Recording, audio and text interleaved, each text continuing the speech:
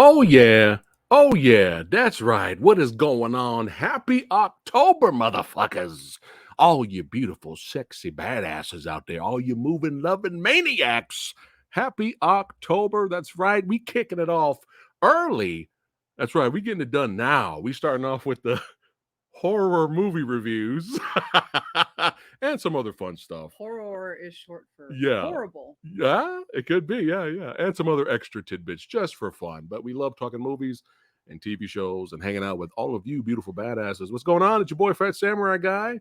That's right, with Lady Phatblood.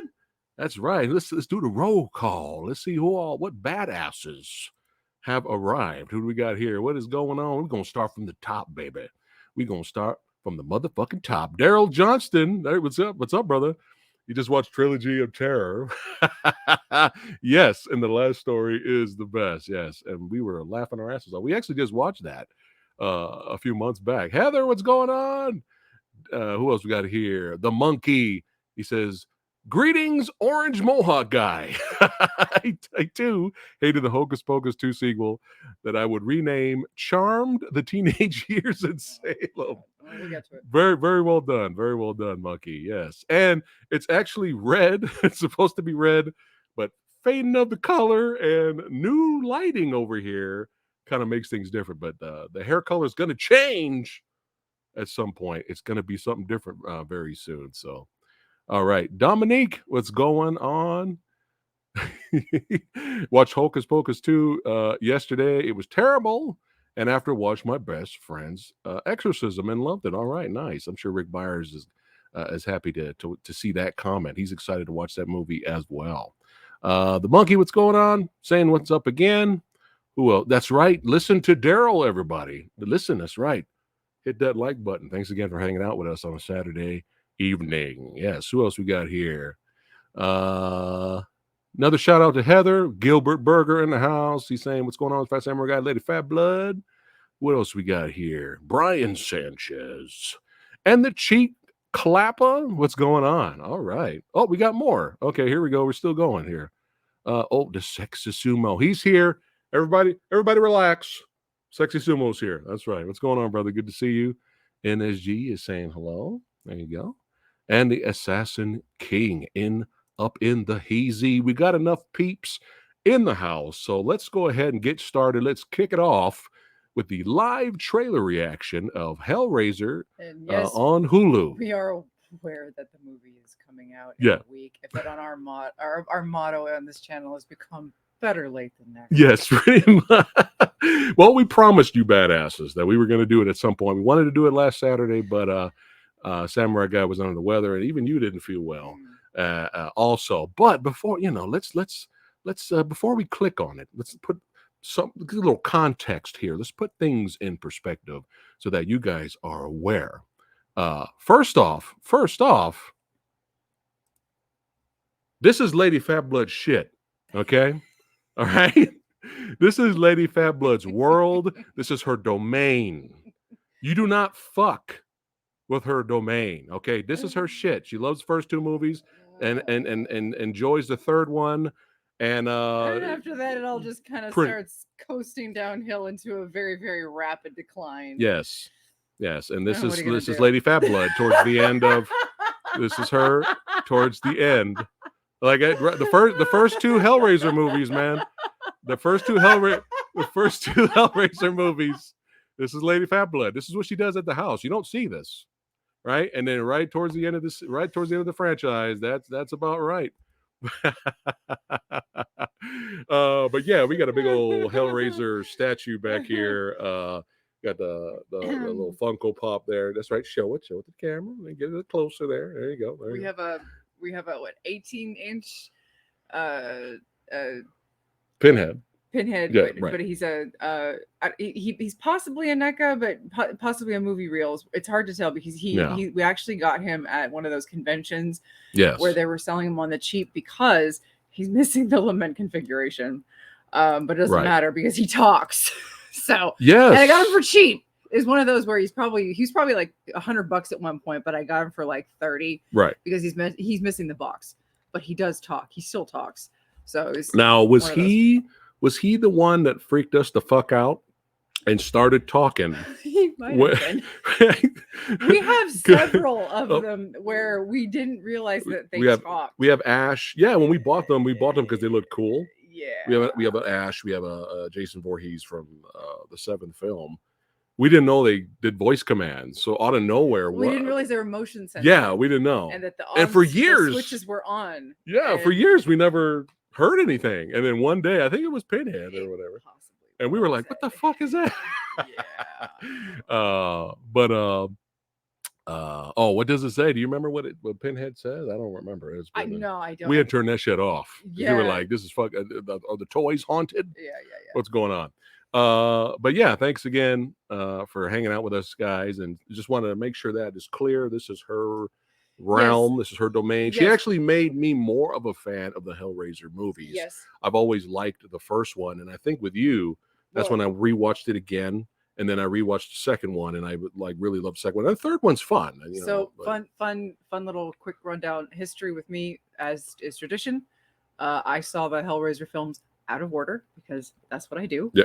I saw the third one first because that's how works. That's how it works with me. Yeah. And then I eventually was able to go back and see the first one and the second one. Right. Obviously, the first one is my favorite.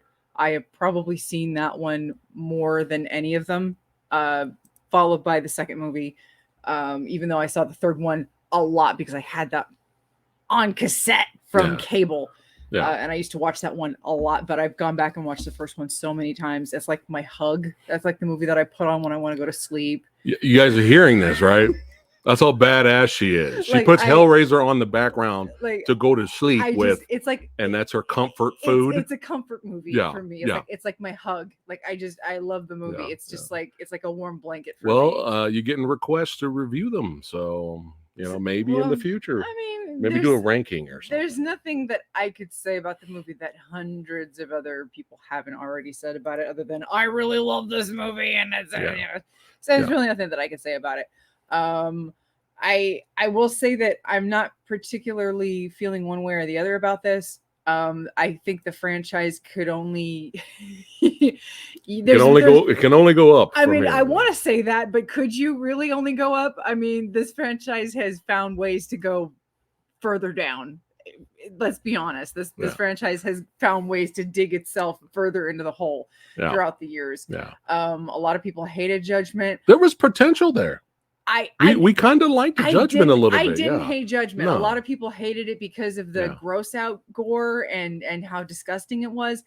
I was kind of like, hey, you know what? I didn't feel like Revelations was dog shit, and I felt like it was a cheap cash in. Like that movie to me felt like we made it in 10 days because we wanted to retain the rights. That's what that movie felt like to me. Right. I felt like Judgment was, let's try to at least bring something to it, some dignity, for better or worse. Right. A lot of people didn't dig it. I thought it was at least an improvement over Revelations. It was, but that was just my personal opinion. Yeah. And you know, if you didn't like it, hey, it's cool. Yeah.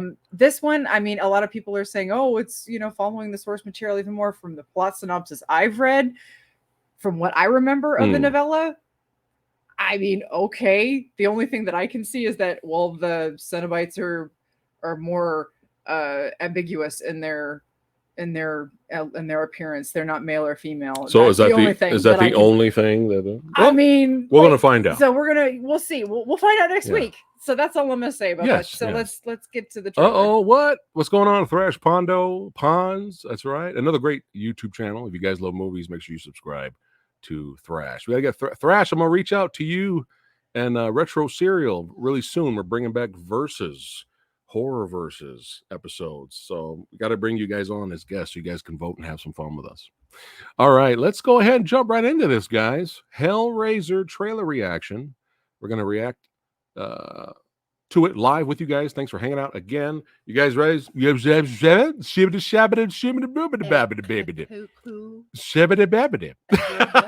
No alcohol needed. I know. Kevin Lambert, what's going on? The legend. How you doing, man? That's right. Daryl saying hello. There we go. All right.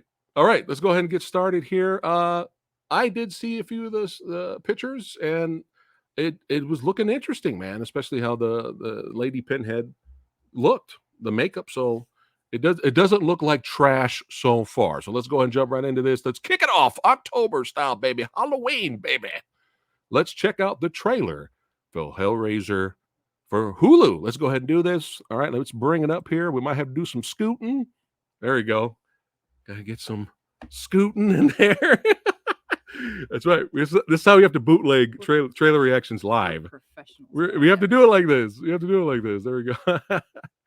All right, here we go, guys. Let's check this out together. Boom. Go. Beautiful, Ooh. isn't it?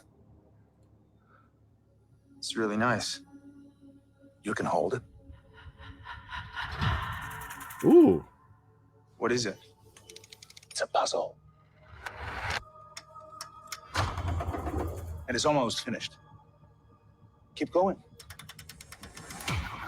Interesting. So if I solve it, yeah, it looks different. I like do that. I get a prize? I do.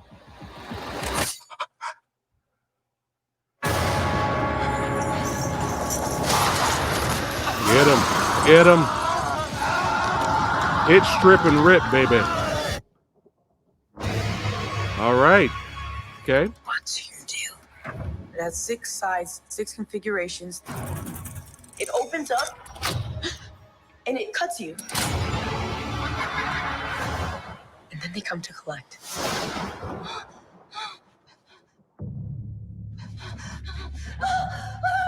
Whoa. All right, little freak of the deek. It's time. Greater delights await. Is that how she I sounds? wish to see you proceed. That's fucking sick, man. Feed it. Their blood, their pain. All for us. What is it you pray for? Yo. Yo. Yo. All right. All right. All right. I'm digging it. Come on. Come on. You can't say that trailer looked like garbage. I'm not saying it looked like garbage. Okay, well, let's talk about it. I'm I love her voice. I like the way she looks. I'm digging it. I'm digging that, okay, man. I'm not saying it is. I'm not saying it doesn't have potential. Okay. That's all I'm saying. Okay. That's good. That's good. From her, that's good praise, believe it or not. That's all I can say, though. There we go. That's about all I can say. Gail says he thinks it looks interesting. Yeah. Yeah. That looks, put it this way, it looks a lot better than I was expecting. It looks like, let's take a look at it again. It looks like we're going to get some, hopefully, from this trailer, and we'll do it like this. We'll do it like this, guys. Yeah, we don't need the sound. The sound didn't really. No, well, I turned it down anyway. Yeah, the sound doesn't really add anything. Like. All right. Well, we heard her voice. Well. But yeah, atmosphere. We got a shot, man. An interesting design here. I like they're doing something different here. Look at that. I'd like to go back and do, just because the novella it's a novella. So okay. It's a short read. Okay. So I might be able to bang it out before right this week. Right. But what is this area, this place, you know, luring in its victims here? And this guy, like who's that guy? I mean, obviously he's not Pinhead. But who knows? But yeah, I like that this does not look like shot on Shidio. Because there's like, remember there was not a keeper, but there was like always kind of like this purveyor of the box, like in the movies, it was like the homeless looking guy. Oh, right. Like he was always the guy that ended up. Look at that. It's your pleasure, sir. That guy. Yeah. You know, he always ended up having the box in some form, like, you know. Yeah. But yeah. Great. The cinematography looks good, man. You know, hopefully this delivers. But yeah, we got some. I want to see more. I mean, this Look at that. Great shot of her. That looks good. The look is interesting. Dude, is this so? What is this I'd hell? like to go back and do is go back and read the novella's description. Okay. Of the Cenobites, which is, you know, this is reminding me of Hellraiser 2. With the labyrinth and all that. Yeah. Unlock. Whoa, see, let's go back there. Hold on. Look at that. Interesting. Juicy. Yeah, let's get the chains going, son. That's right. Look at that. But yeah, I'm so glad because her voice, if they fucked up her voice and it sounded like garbage, that literally could have ruined this entire project. You know, if her voice did not sound demonic, did not sound menacing in any way, her voice could have fucked up this whole. It doesn't matter how good this looks. Her voice, like, this really could have fucked up everything. Yeah. You know, I mean, you know, look at that shot. I do like, it's like some people might take issue that they don't look like the original, and that, you know, the leather with the how they don't look like the original. Yeah, the S&M stuff. Right, where there's more leather. Right. And how these, but I kind of like that they don't look like the original. That's fine. I like that they've kind of done their own thing. Yeah. You know how my complaint about the Rings of Power was that the goddamn Balrog looks like the goddamn Peter Jackson Balrog. Right. It's like, do your own goddamn thing. Right. I like that their Cenobites look like their own Cenobites. There you go. Positive feedback. I would prefer you do your own thing. That's right. You don't ride on the backs of better things that have come before you. There you go. Do your own thing. If you're confident enough in your work and what you're doing. You know, Pinhead obviously has to have the requisite pins in the head. It's like, it's too iconic to throw away. Pinhead obviously has to have the pins in the head because that's in the description of the novella. Right. That's in the description of the character. Right. You know, that was one of the Cenobites in the story. So Pinhead has to have pins in the head. Right. But anything else, you can do whatever. You know, flayed skin, blah blah blah. Yeah. Any of the other, if there's a teeth chatterer that was described in the novel, in the novella, there has to be a teeth chatterer. Stuff like that. Right. But if there was no other descriptors that said they wear leather, they wear this, they wear that, then do whatever you want. Yeah. You know what I'm saying? Right. So I'm glad that they've kind of done this more filleted skin with this in the but yeah, could you imagine again going back to the voice? I mean, could you imagine if she was just like, "Your soul is mine"? You know, it could have fucked up everything, right? But yeah, son, that's right. I mean, you know, we have. I have hope. I have hope. You know why? Because, well, first of all, the trailer, you know, looked a lot better than I was expecting it to look, and you gave some positive feedback as well. But the director, man, I like what the director has done already. So that gives me a little bit more confidence that this is going to be kick ass. So hopefully it's good. He did. There was another movie he did, but most recently he did one of my favorite creature features of recent years. That now my old man age is kicking in right at this moment. And I can't remember the name of the movie. Help me out, guys. You know, with all the friends went in the woods to hang out. Yeah, and then the fucking. Oh, God damn it. It was like one of the most original and interesting creature designs. And it was going after this guy's friends and stuff. And because one of their friends died. God damn it. Help me out, guys. What's the name of that movie? Yeah. What's up, Pazuzu? Someone's asking, is it The Ritual? The Ritual. Thank you. Yes, there you go. The Ritual and The Night House. Oh. Yeah. So we're in good hands. This guy knows horror. We have The Night House, which was visually outstanding, incredibly well acted. by Rebecca Hall, which we're becoming more fans of the more we see of her. And it has that meta, psychological horror stuff. And there was a little bit of psychological horror in The Ritual, even though it was mainly a creature feature flick. I'm telling you, you guys will love The Ritual. It's fucking great. That creature design is something I've never seen before. So check it out. Yeah, check that out for sure. But yeah, thumbs up. I'm giving thumbs up for Hellraiser. So I guess we're done with the trailer reaction, so I guess we can take these out. Yeah. Let us know if you guys can't hear us. I'm going to unplug this, and we'll keep rocking and rolling, baby. All right. Yeah. So can you still hear us? Let us know. I can turn this up now, I think. Oh, I forgot to move this over because I'm loud. Oops. Sorry if I was too loud. I usually put that in the middle there. All right. What is going on? Yes. So, I mean, like, unlike another movie where I saw the trailer and I instantly knew the movie was not going to be impressive, Hocus Pocus 2. This trailer, I mean, it doesn't look like dog shit. We got a shot. But, I'm not saying it's going to be amazing, but, we'll see. Yeah, we will see. We will see.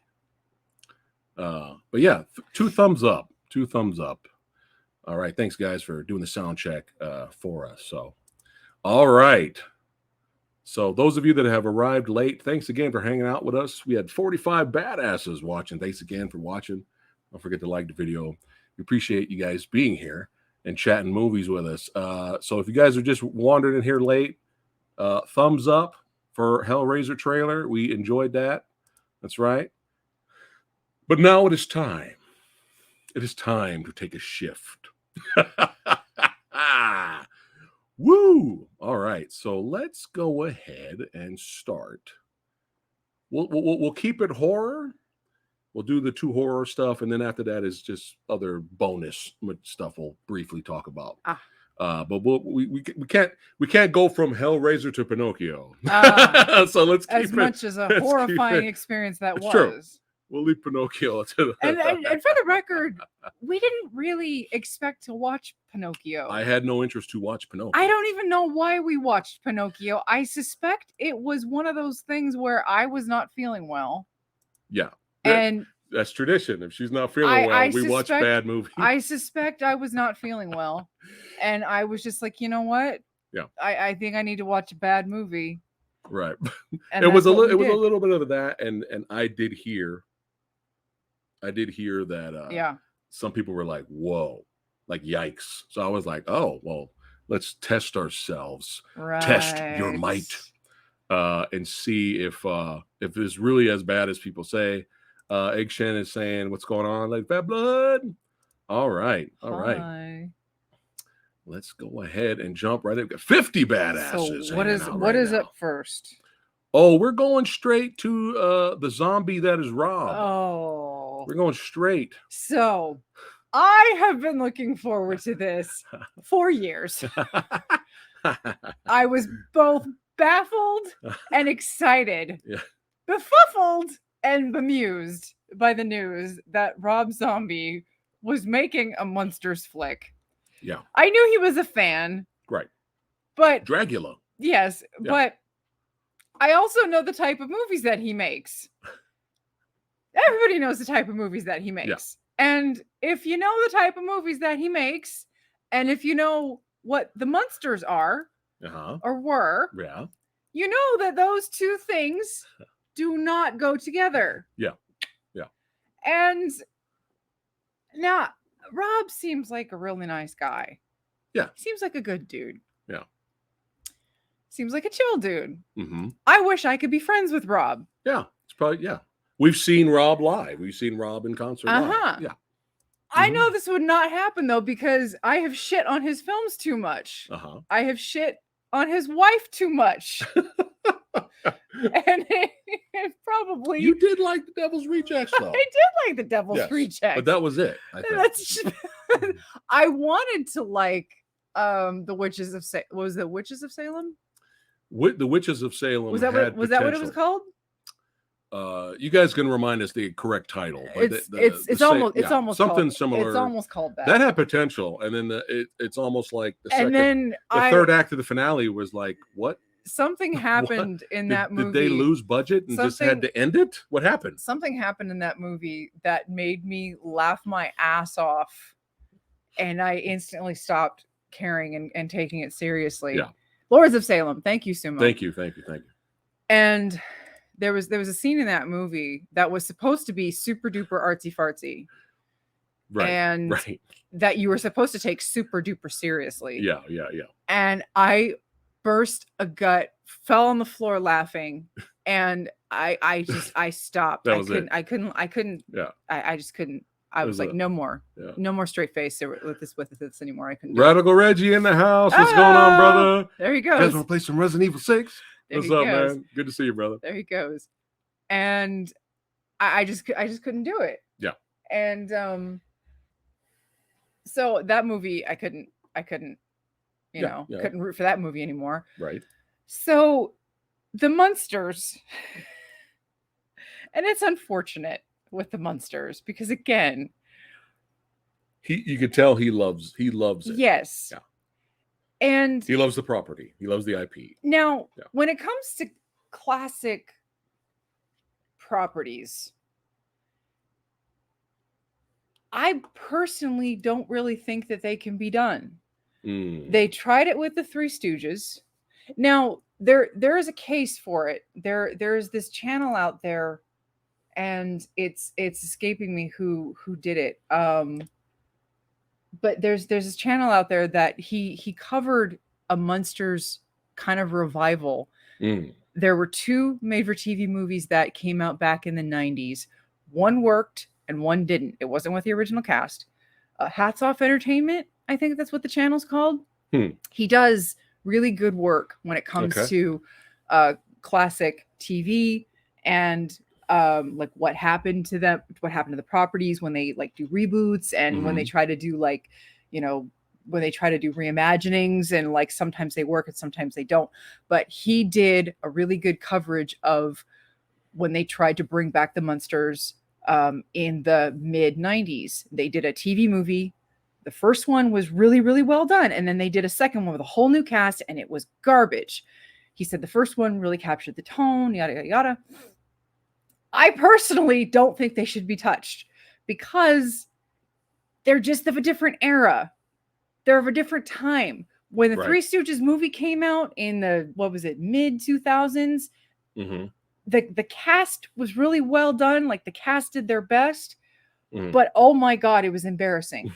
I felt so bad for that cast trying to do their best. Yeah, because they were actually good at imitating them. It was just the rest of the movie was atrocious. But when you look at what the type of comedy that the Three Stooges was, it was slapstick. It was short subject matter.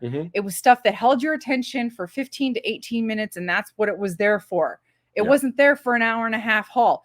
The Munsters was the same thing. The Munsters was a 20-minute show that was designed specifically to kind of spoof, in a way, what it would be like if Universal classic Hollywood monsters, Universal monsters, were your everyday suburban. Yeah, that was the point of the show. Like Donna Reed. If you know what Donna Reed is, it was a classic TV show from the 50s and Leave It to Beaver. Yeah. What would happen if Universal monsters were in a neighborhood and had their own sitcom? That's what the Munsters were. Yeah. They were like not necessarily lampooning it, but that's kind of what it was. It was kind of tongue in cheek. And the difference between the Munsters and Addams Family, for the most part, is the Addams Family reveled, and we like the Addams Family too, but they reveled in being dark and evil. They enjoyed it. The Munsters thought they were normal. Yes, that's where the joke is. They thought they were normal, and everybody else was looking at them weird. But they didn't know what their problem was because they're normal. And what's her name? The plain looking, the regular human Marilyn Munster, character. Yeah, she's the ugly one in the family. Right. Even though she's pretty, Right. So that's the joke. That's the joke. So when the trailer rolled out, me and just about the entire population that saw the trailer, were rightfully baffled. Were we surprised? I don't think so. And I'm not. We basically got what we saw in the trailer when this movie came out. Yeah. It was the trailer. It was exactly the fucking trailer. The trailer was baffling. Right. The trailer was absolute nonsensical, baffling. Yeah. Just absolutely, what the hell is this? Yeah. And by God, the movie did not disappoint. Oh man. Now, Wow. now to prepare, mm-hmm. we do have the box set of the Munsters TV show that you bought me a couple of years back. Right. Now, the Munsters TV show, it was I don't know, maybe 70 episodes or so, if that. I don't even know it was 70 episodes. And then there was a movie from the 60s, and then there was oh God. Yeah, which will there was a movie from the 80s. Yeah. Now we're not going to talk about the really bad Munsters today. He never saw it. I used to watch it when I was a kid. It was awful. But anyway, so we have seen now 3 Munsters movies. Yes. Okay, because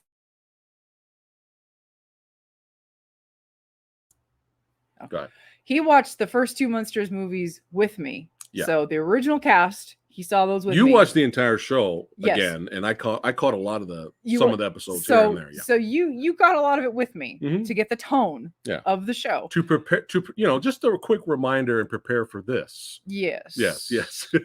Go ahead. Yes.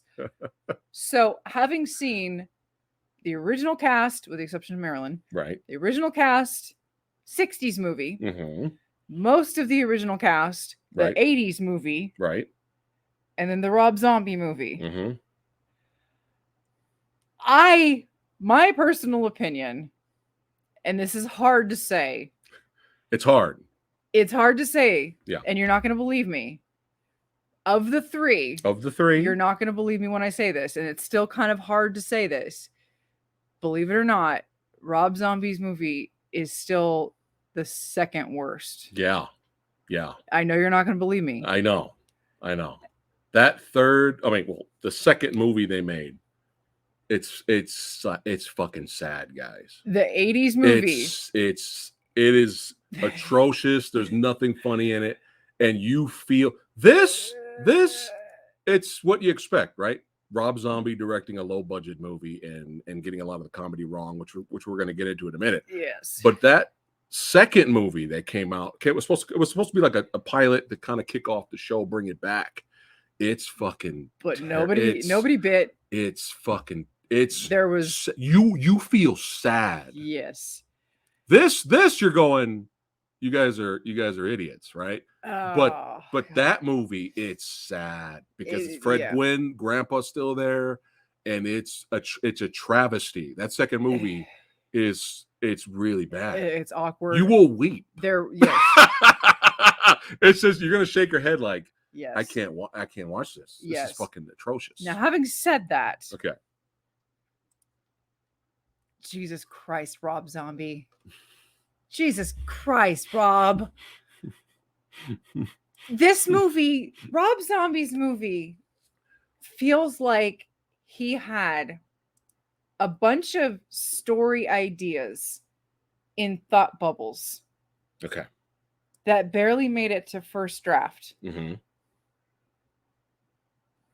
And then instead of refining them and putting it to script and revising them and revising them and revising them and putting them into a script, he just filmed all the thought bubbles.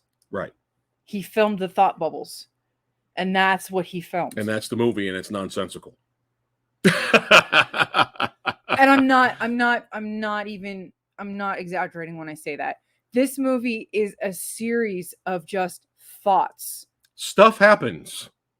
This movie is a movie of, if you want to call it a movie, it's stuff happens in it, and there's not really a story per se. And if there's a story there, it's barely even a story. But you know how we are on the channel, right? I will say it till as long as we do this and have this platform. Low budget to big budget. To us, it doesn't matter. As long as the movie is entertaining, as long as we can find some entertainment out of the film. So, yeah, this movie looks very low budget. And we're like, okay, it's kind of strange seeing Rob have a movie this low, a project that's this low budget, because we never seen him with something this low budget. So it's odd, but we're like, all right, maybe it might still be funny. Yeah. You know, maybe it still might be entertaining. Yeah. We're willing to give everything a shot, even though both of our trailer reactions of this movie, we were like stunned, like Jesus Christ, right? Right. But let's talk about some of the positives here. Okay, now where are you going first? Let's address the cheapness factor. Okay. Super cheap. There was a point I was willing to forgive the cheap look. I think. Was this the second movie? I forgot the name of the second movie because I want to forget I even watched that. Yeah, I don't remember the names. I don't even remember the names. There was Munsters Go Home and Munsters. Maybe the first one was Munsters Revenge. Munsters Revenge. That's the one, guys. Munsters Revenge is actually worse. Yeah. Than the Rob Zombie movie. Monsters Go Home was the cute. one they went to the UK. Yeah, Monsters Go Home was cute. Yeah. It was a little boring in parts. But it had its charm. Like Monsters Go Home by the end had some really legit cute stunts. There was a legitimate stunt work in the Monsters Go Home. And there was actually a few funny moments. There was actually a plot with some cute gags in it. But this movie so bad that this movie makes the Monsters Go Home look like a fucking masterpiece. Yeah. This movie makes the Munsters Go Home look like Blazing Saddles. That's how bad this is. Okay? But go ahead and continue with talking about it, and then I'll talk some images. What I think Rob was trying to go for. Now, I'm not going to presume. I didn't look up the budget. Okay. And the thing is with Netflix movies, sometimes they don't give the budget anyway. I didn't bother looking up the budget. You think he made it low budget looking on purpose? I think if he didn't have... Okay. I wouldn't imagine a Munsters movie is going to garner a lot of budget anyway. Okay. Because it's a Munsters movie. No one's going to throw money at a Munsters movie. No one is going to say, hey, I'm making a Munsters movie. Here, take $200 million. Right. No one's going to say that. Okay. A Munsters movie by default is going to be cheap, on the cheap. Mm-hmm. If you're going to make a classic inspired Munsters movie, because Munsters was a low budget TV show. Right. It was like a one camera, you have one camera in the living room, one camera in the kitchen, right. One camera on the sidewalk, mm-hmm. One camera in the, one camera here. It was like one camera type setup. Mm-hmm. Okay. It was on the cheaper side TV show. Right. So, and the gags were cheap. The Spot was cheap. Spot in the staircase was cheap. How did you film Spot? It was 2 light bulbs and a flamethrower, or the end of his tail wagging. Right. It was cheap. Mm-hmm. Okay. Yeah. But that was kind of part of the charm to it. Right. This movie, the cheapness, I don't think this was Rob's intention, but this cheapness almost felt like it was making fun of it. In a way, like it was almost like I'm not even saying it right. It was just like, so you're saying it's a parody of the Munsters? I don't know. And that's what's baffling, because at the end of the day, I don't know what his intentions were. Right.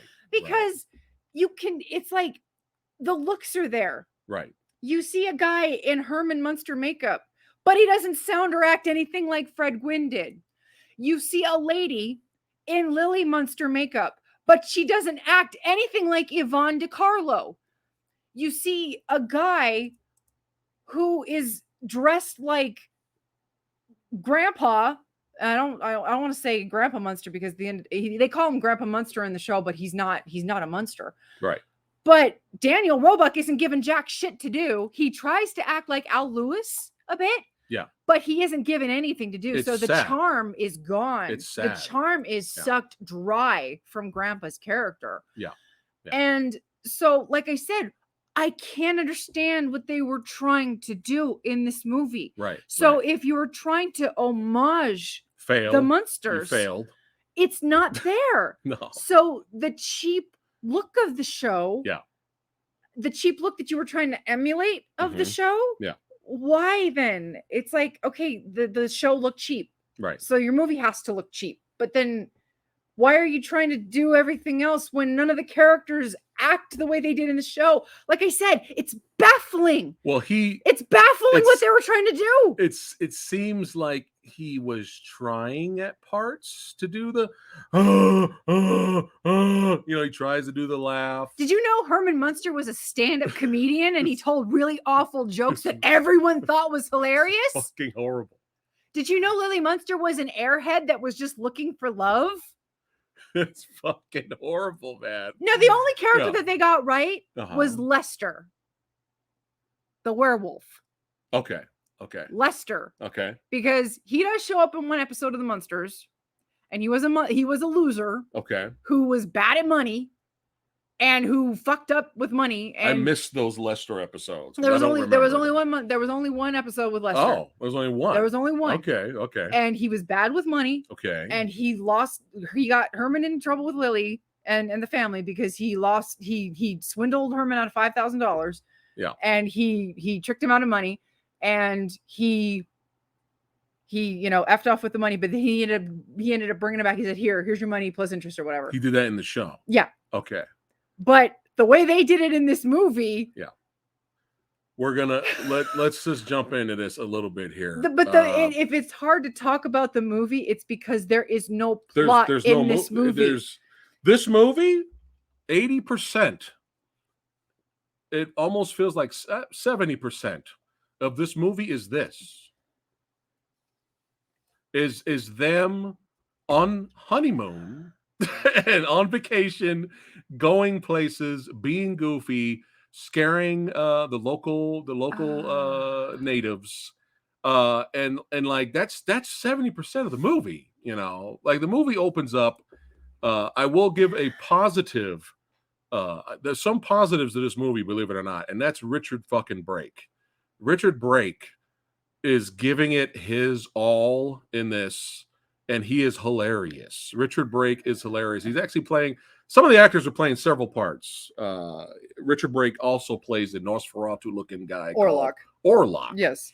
But Richard Brake did a few things that actually made us laugh. Because it's Richard Brake, and he's good. He's great.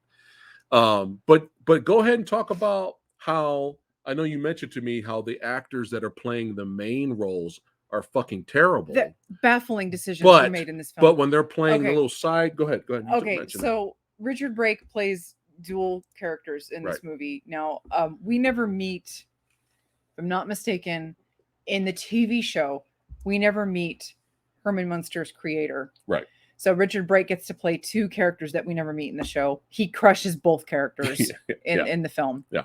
So he gets to play in the sandbox, and he gets to have fun doing both, and we get to enjoy seeing him play and do both great. Mm-hmm. Sherry Moon Zombie absolutely destroys Lily Munster. Like, it's fucking not even close. It's terrible. Plays her as this ditzy, well, I don't know what we're doing. We're going to be having to go this way, and we're having to go that way. Well, we're just going to have to be used to it. Oh, well, I don't know what we're doing here, but Herman, oh my God, I can't believe you let Lester swindle you out of your money. Oh, well, I guess I'm just going to have to deal with it. Lily Munster. That's actually better than what Lily Munster did not act like that. That is not Lily Munster. It's not Lily Munster. Very well done. That was great. Thank you. Lily Munster did not act like. But Lily Munster's a G. So now here's the crazy part. Here's the really crazy part. Sherry Moon Zombie plays another bit character in the film as this kind of like goofy toothed blonde character in makeup. She was on the news. She's a newscaster. Right. Blink and you'll miss her. But she has a few lines of dialogue as a newscaster. She's kind of like a goofy character. Right. Does perfectly fine. She's an over the top character who is a throwaway character. She can't butcher her. Right. She's not a legacy character. She's good at that. And she's perfectly fine. But bad as absolutely horrible as Lily Munster, because she's not playing Lily fucking Munster. That is not Lily Munster. Yeah. So the decisions that were made in this film are absolutely baffling. Jeff, what's his name? This guy. Jeff. Fucking A. I know you want to say Jeff Daniels because his name is like Jeff Daniels. But this guy absolutely just crucifies Herman Munster's character, but he plays a character that was on the show called Zombo. Yeah, Zombo. Zombo was this hilarious character in the TV show that was this actor playing a part on a TV show within the TV show. Like a horror theme, like spooky. Right. Like he was the host. Zombo serial. Think Elvira, except he was a male version. Like he was a host of a TV show. Right. And he played Zombo. Great. He played a good Zombo. He played a great Zombo. And but he was absolutely atrocious as Herman Munster. Couldn't get the voice right. Couldn't get the character right. Wasn't even close to Herman Munster. Am I totally attached to Fred Gwynn's Herman Munster? Absolutely, because he was absolutely wonderful as Herman Munster. Right. But he's not even close to the character. But it's not just the performance, it's the personality. Yeah, there were moments where I felt like he just gave up. Like there are moments where he just talked normal. He's like, "Hey, we gonna get something to eat, or what's going on?" Like I feel like he just gave up. Again, proving that it's not the actor, it's the decisions that were made as the portrayal of the characters. So bad casting. It's the decisions that were made to portray the characters. Right. Because again, Sherry Moon Zombie was told or made the decision to portray Lily horribly, but she portrayed this random newscaster fine. Is that true? What? So you cannot compare. So Sherry Moon Zombie got $4 million. To be fair, you cannot compare Rob Zombie to Christopher Nolan. You can't do. That's not fair. He's just making a point, fair. Though. I acknowledge your point. I fully acknowledge your point. But filmmaking wise, let's be fair. Just talking about the budget. I acknowledge your point. All right. But that makes sense. Careful. Oh, I see it. All right. But that makes sense. Yeah. That makes the $5 million make sense. All right. But here's okay. So back to the points though. Mm-hmm. Roebuck. No, well, hold on. Oh. Let me do the Roebuck, and then you can jump on it. Okay. All right. So we want to share this story with you guys if you have not heard this already. So Tom Devlin, that's right. Creature maestro, fantastic makeup, puppeteer, puppet master. This guy's done everything. And I had him on the channel a couple of times. Great interview, great guy. And we had the pleasure and the honor of being in his upcoming film. It's indie hardcore movie called Las Vegas Frankenstein. And we have very small parts in there, right? But it's tiny, but it was cool being on set and learning and seeing how filmmaking works, especially in the indie hardcore setting. Well, Daniel Roebuck is in the film. We got a chance to meet him, and he's fucking hilarious. He was very sweet, very supportive, and he's great at his craft. It was great watching him act. And because of Daniel, Samurai Guy has a little bit more screen time. And I'm not going to ruin it, or you guys have to watch the movie when it comes out. But because of him, he came up with this scene, and you get to see Samurai Guy just a little bit more. But he was great to be around. He was very supportive. He was a sweetheart, and and he plays multiple roles in this movie as well. And you guys may know him from The Fugitive and U.S. Marshals and stuff like that. But he's been in a lot of movies. He's been in a lot of stuff. We recently just watched Dudes, which is hilarious. By the way, check out Dudes. Came out in the 80s. But the thing was, compared to these two, I thought Daniel Roebuck was the best in terms of performance, because at least at times he did sound like Grandpa. Yeah, he did. He did sound like Grandpa, despite whatever the fuck the other two were doing. But it's still fucking sad, because when you watch this movie, they give Grandpa absolutely nothing to do. Yeah. Nothing to do. You wasted Daniel Roebuck. You wasted Elvira, who shows up in here. You wasted her. I mean, he does nothing. He does nothing. He experiments a little bit, and then it kind of backfires, and then that nothing else happens after that. Yeah, Igor is in the movie. Sylvester McCoy is in this movie playing Igor, who's human, and they do this bit where Grandpa's got a bad back, and Igor's the only one who could fix his back, and he does it by standing on a chair to make him big and tall. And you think maybe, oh well, Herman's big and tall, and maybe he accidentally turns Igor into a bat permanently, and the only way Grandpa can get his back fixed is because Herman can come along and fix his back, and maybe that's why he starts to like Herman Munster from now on, because he hates Herman. And you think, oh, maybe that's the only reason he likes Herman, because he hates Herman. But no, he just suddenly starts to like Herman later for no reason. And he just turns Igor into a bat, and he just stays that way. That's it. And that's it. You see Igor. He set up a back bit. And he just stuck to Grandpa's hat the rest of the movie, and that's it. And he just suddenly starts to like Herman. So you set up the back bit for no reason. Yeah. And you set up him hating Herman Munster. Right. And then those two don't intermix. And then he just starts liking Herman later for absolutely no reason. Yeah, I see it.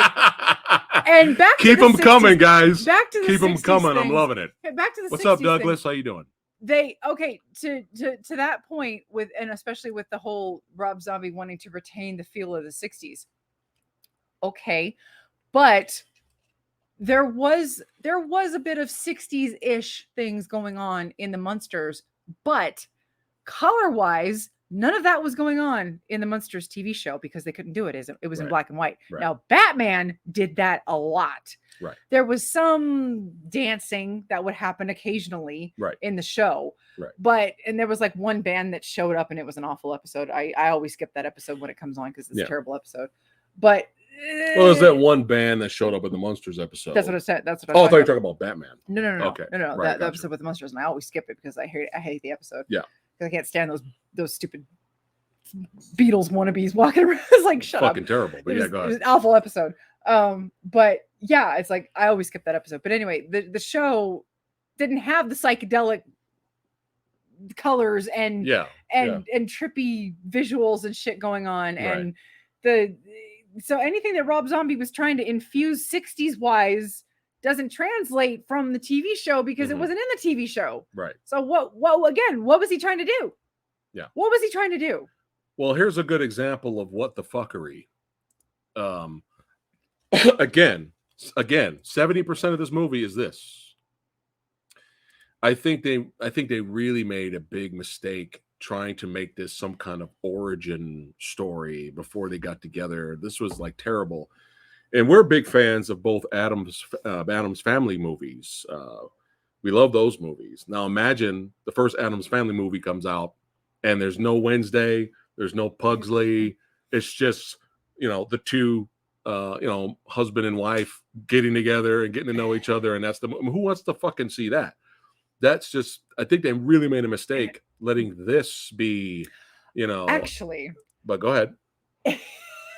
If it was Ava Green and Oscar Isaac playing, you wouldn't mind that? Well, that's different though. You know why? Because they have chemistry. Not just that. They're good actors. Not just that, but it's a TV series idea.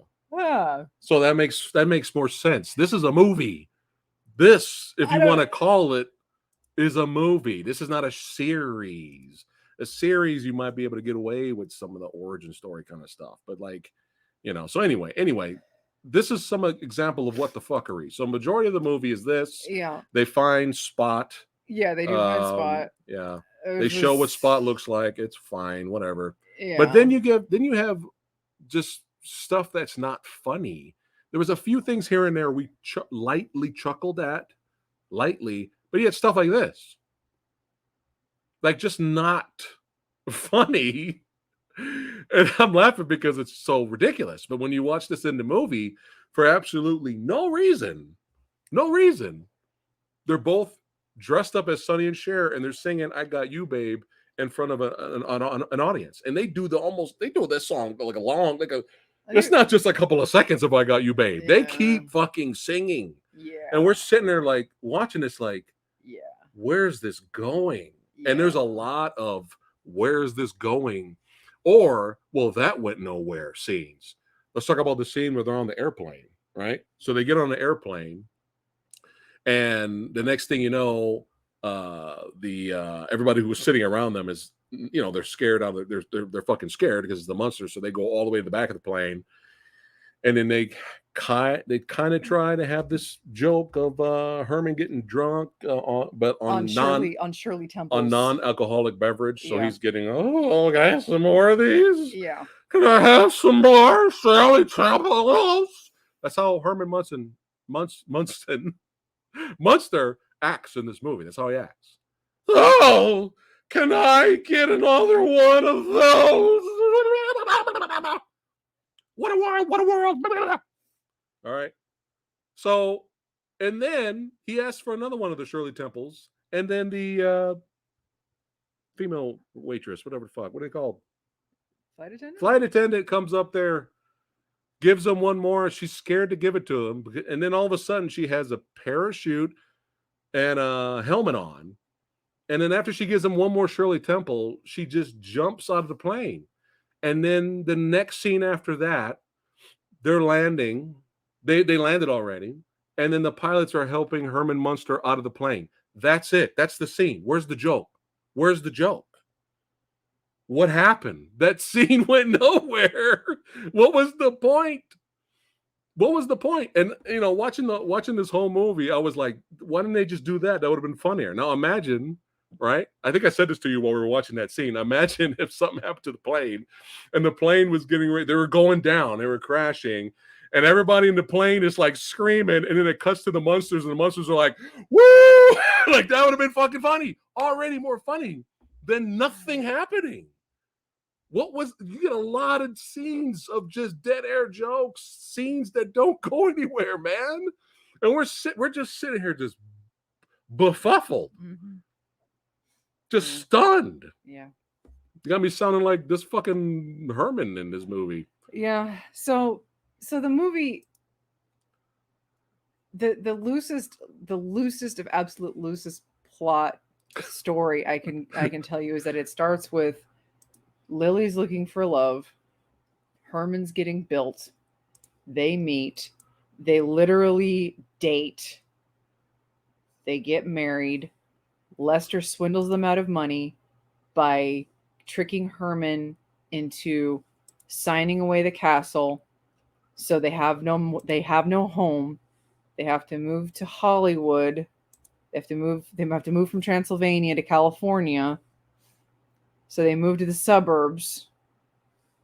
But you have to remember that the majority of the film, I'm giving you the truncated version. Yeah, the truncated version. The majority of the film is Herman and Lily dating. So I'm giving you the shorter version of the film. Yeah. The majority of the film is them dating. And there's nothing really funny going on when they date. And on and on. And it just drags because it's just like again, it boils down to the performances. Just if you really love the performances of the original actors, you're just kind of sitting there. Yeah. You're just kind of sitting there going, this is just cringe. It's just cringe watching this. It's just like, I don't like this. It's funny. They sing "I Love You, Babe" for 5 minutes. So by the time they lose the castle and they have to move to California, right? They move to the suburbs during Halloween, and they move to the neighborhood during this Halloween block party, and they think that they're moving to this neighborhood full of monsters and ghouls, and they're like, "Great, we're home." So get ready. Go ahead. So, oh my God, they have this party. They're on this party in the street, and they more 60s dancing with bad music. Right. Rob Zombie, where's your fucking metal? Right. Where's your fucking hard rock, dude? Apparently he doesn't. This horrible music they're dancing to. But yeah, go ahead. They don't do that anymore. And so they win this Halloween contest because everyone thinks that they're costume. Yeah. They think they're wearing a costume. Yeah. And that's where Herman meets Goodman, Goodberry, and Graves, the funeral parlor people, and he gets the job with them. Right. Or hints that he's gonna get a job with them. And they go to bed, and they find the house that they want. Right. They go to bed in their new house. Herman wakes up the next day and they're sitting in their house and they're getting ready for work and yada, yada, yada. And you finally see the raven, the clock. And he's like, hey, dipshit, it's time to get up and go to work. Yeah. And he's like, oh, I'm going to be late. Grandpa's eating cereal. Right. Because that's all we could do with Daniel Roebuck. The guy was in The Fucking Fugitive and U.S. Marshals. We got Grandpa eating cereal. And so Herman. That's funny. Herman. Grandpa's eating cereal. Herman walks outside. Here we go. Herman walks outside and realizes that everybody outside is normal. Everybody is now normal. All the ghouls that they thought were ghouls were actually normal people. And these normal people are suddenly not afraid of him. It looks like all of these normal people see him. Oh, no, they see him. None of them are afraid of him. No, the little girls come up and try to give him lemonade. None of them are running. None of them appear to be scared or screaming. Now, remember, in the show, everyone who first sees Herman and the family are terrified. Now, by the time we see the neighborhood people of the Munsters, everyone is shaky around them, but they come to like this uneasy alliance where it's like, okay, yeah, they're the Munsters. They're a little weird. Just don't go close to them, but they're there. Right. They're there. Just, Hold on. Oh, Sumo says there's no metal in the 60s. But I guess there was techno music. There's techno music in the 60s, I guess. No, thanks for bringing that up. So, techno. So, yeah, go ahead. So they oh God. So you just made me lose my train of thought. No, they're no one's afraid. And you were talking about the people talking about the series. But anybody new that meets the Munsters are terrified of them. The neighborhood, by the time, but everybody eventually comes around to be like, okay, yeah, they're a little, but these people should be terrified of the Munsters because they first thought that they were wearing Halloween costumes. Unless these are really stupid people that think that they're still wearing their Halloween costumes. But anyway. It doesn't make any sense. Nobody is scared of these people. It doesn't make any sense. So Herman freaks the fuck out, runs back inside, tells Grandpa and Lily, everybody outside is normal. All the ghouls that we thought were ghouls, they're all now normal looking, horrible looking, scary people. Lily and Grandpa rush outside and they all start to panic. And then Lester shows up. And then they're like, oh, well, you got a lot of nerve after the shit you pulled in Transylvania. And then Lester goes, whoa, whoa, whoa. I just got back from Vegas. Because Lester buggered off to Vegas after his little scheme. After swindling off the house in Transylvania, the castle in Transylvania. And he goes, I just got back from Vegas. And I got your money back plus interest. He hands Herman a check. And Herman looks at the check and goes, I'm rich. Blah, blah, blah, blah. It's the black and white entrance from the old show. And I said, fuck up to this damn movie. I walked out in anger and I said, fuck you, Rob Zombie. And I'm never watching another one of your films. You guys. That was the end of the movie. That was the end of the goddamn movie. Yeah, Lester gives them the money. And then all three of them, for it seemed like a minute straight, Rob Zombie shows all of them jumping up in slow motion, celebrating, I'm rich! I'm rich!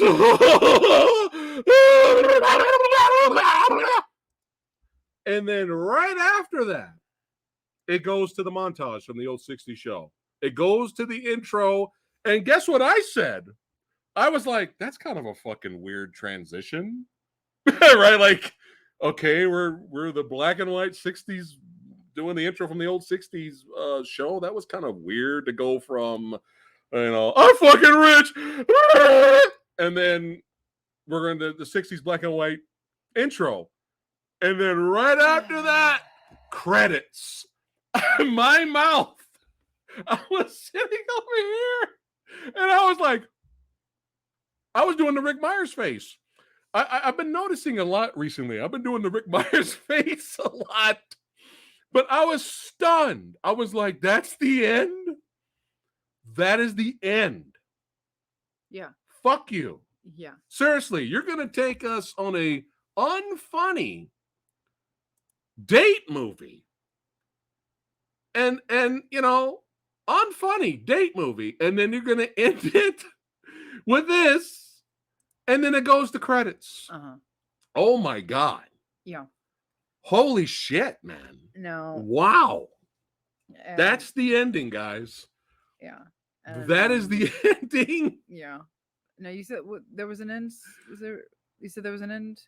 Because I walked out. Remember. I walked out. No, there's an end credits to the second movie you watched. Oh, okay, yeah, because I walked out. Yeah. I was like, no, I literally walked out during the credits. I'm like, Dude, I walked out yelling. I was so mad. I couldn't believe that was the ending. And what pissed me off is like the first 10-15 minutes, I was willing to give this movie the cheapness of it, the benefit of the doubt. That's what we do here. Okay, you're trying to homage the low budgetness of the show. I will give you that. I will give you the attempt. And then the rest of the movie kept unfolding with this really awful date movie shit that was just, the humor wasn't there. Yeah. The only entertainment I was gleaning from was some of the actors, not most of them. Right. Some of the actors were, were there, and I was enjoying some of them.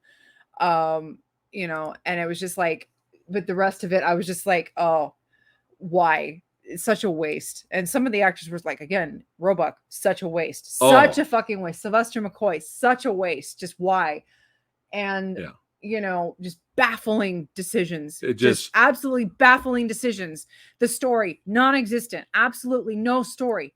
No story. Yeah. No fucking plot to be found in this movie. Not a fucking plot. But There's more plot. There's 2 more minutes plot. of I Got You, babe. There's It's funny. More plot in a 20-minute episode. You will find in an episode of 20 minutes in an episode of the Munsters. You will find more. And I'm just like, how do you do that? Dragula. Where's fucking? You made a fucking song, Rob. You made a fucking song called Dragula, about Dragula. There was no fucking Dragula in this movie. You get $5 million if that's what this budget was. You couldn't bring in Dragula. And some people are saying they should have shot it in black and white.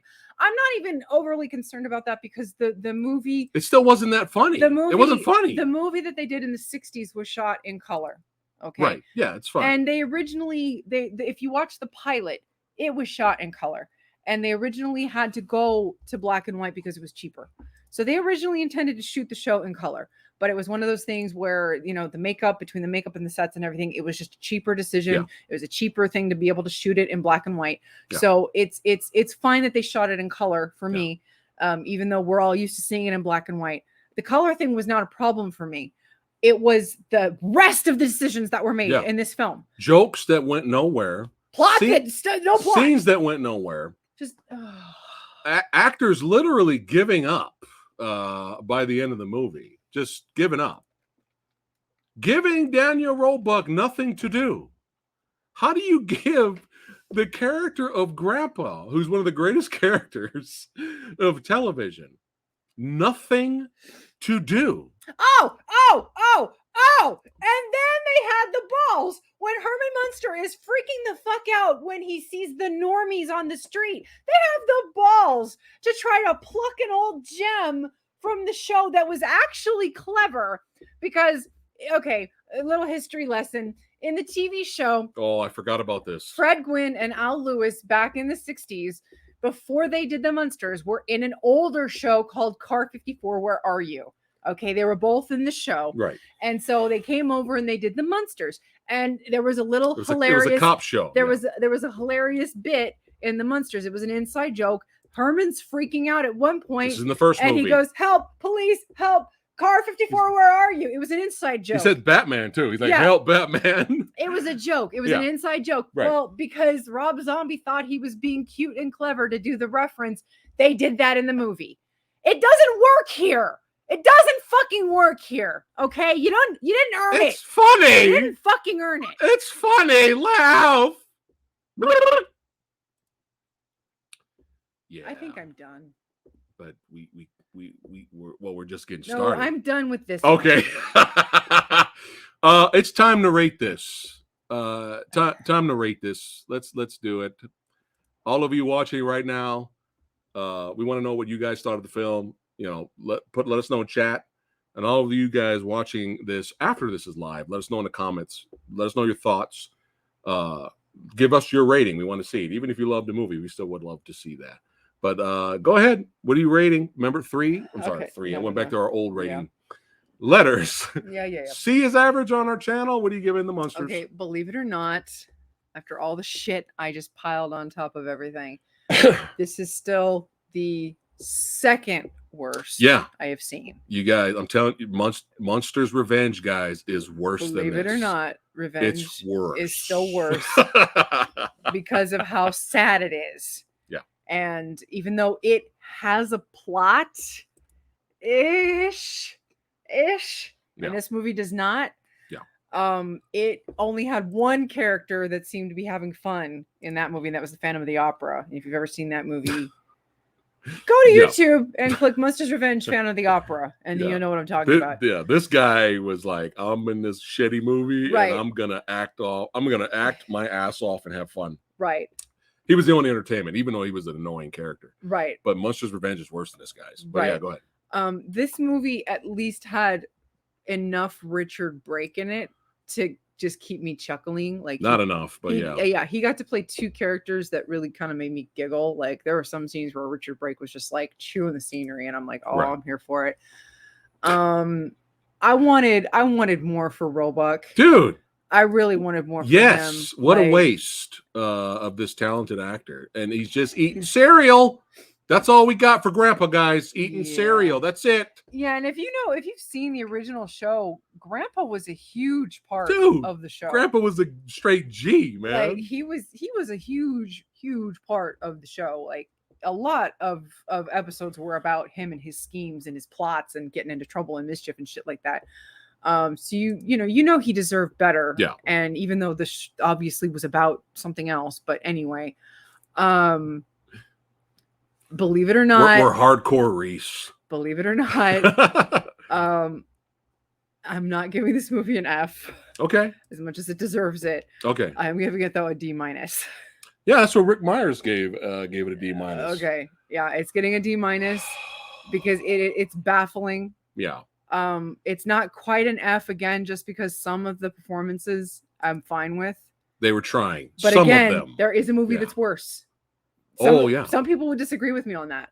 Some people would. And some people don't even know the Munsters Revenge movie exists. Yeah. But now that you've been watching us tonight, now you know about that movie. Munsters Revenge is an F-. That's an F- movie. D-.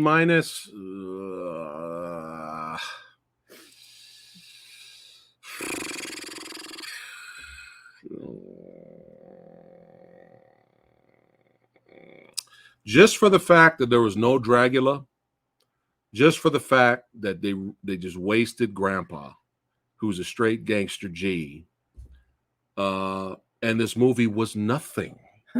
This movie was nothing. Yeah. But an unfunny long date movie.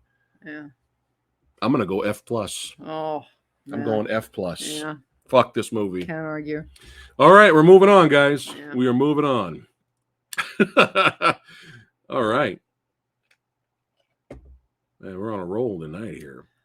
So here's another movie that we did not intend watching. No. Because we didn't know it came out. Yeah. I didn't even know this movie was coming out. I didn't even know this movie was being made until not that long ago, actually. And when I found out it was coming out, I rolled my eyes. Yeah. Because I'm like, 30 years later, are you fucking kidding me? Yeah. Almost 30 years later, I'm like, come on. What? We're just never going to fucking learn. Right. And if we keep watching, they're just going to keep doing it. So, yeah. But luckily, it's not a theatrical release. Right. So, Disney Plus was definitely the right call for this. It would have got slaughtered. Yeah. Even with the diehard fan base. Yeah. So, Hocus Pocus was not a movie that I saw in the theater. It was a movie I saw a little bit later on. Mm-hmm. Obviously on cable. I don't know how old I was, but it was one of those things that I saw on cable, and I thought it was really cute. Yeah. It was a movie that I would revisit every now and then. Well, 95? 93 is when it came out. Oh, okay. All right. Yeah. And I always thought it was really cute. Yeah. And I would watch it every so often. And you saw it back then? Not when it came out. Okay. But probably like a few years after it came out. Okay. So just a few years after. Because it was always on cable. Always on cable. Yeah. And then, it was one of those I got on DVD, and then eventually you got it for me on Blu-ray not too long ago. Right. But it was one of those I revisit it every once in a while. Yeah. But it was like always on cable. So I was like, I always see it on cable. Yeah. I might have had it like on VHS or something. I don't remember. Yeah. Don't quote me on that. But it was just always super cute. Yeah. It was just a really cute movie. And I remember always seeing like the old like DirecTV advertisements for it, and there was a scene where Bette Midler was always chasing after Max on the broom, the broom scene where she's like over the graveyard, I always remember that being advertised for it on like DirecTV. Old it's old. Don't mind me. I'm nostalgia. It's okay. Waxing nostalgic here. Well, nostalgia's the key today. Yeah. That's the key. Especially for all three projects we're talking about. But Hocus Pocus, yeah, I always thought Hocus Pocus was 94 also, but I think it was one of those where it was probably like a 93, 94 thing. Oh, okay. Because it's being billed as 93. Okay. So, who knows? Made in 93, came out in 94. Could have been one of those.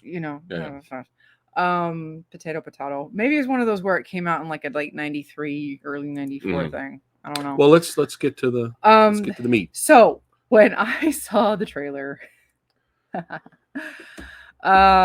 instantly thought garbage. Right. I was like, okay, first of all, 29 years later. Yeah. 29 30 years later. Yeah, 30, I think. Yeah. Well, it's almost 30. Okay. It's 2022. Okay. I'm like, okay. I'm going to be as nice as I can. Right. But 30 years later, some of the cast members are going to be considerably older than they were. That's how it works? Than they were in 1993. Considerably older. Yes. Like 30 years older. Yeah. I'm being nice. 30 years older. Okay. Now, when you think about what those ladies had to do for their performance in 1993, right? What did they have to do? They had to be hammy. Mm-hmm. They had to be super high energy. Right. They had to be kind of slapsticky. Mm-hmm. I was not fully convinced that they would be able to do any of those things. Okay. 30 years later. Okay. And I am very sad to say I was 100% right. Okay. Now, before we jump into it, we got to talk about me.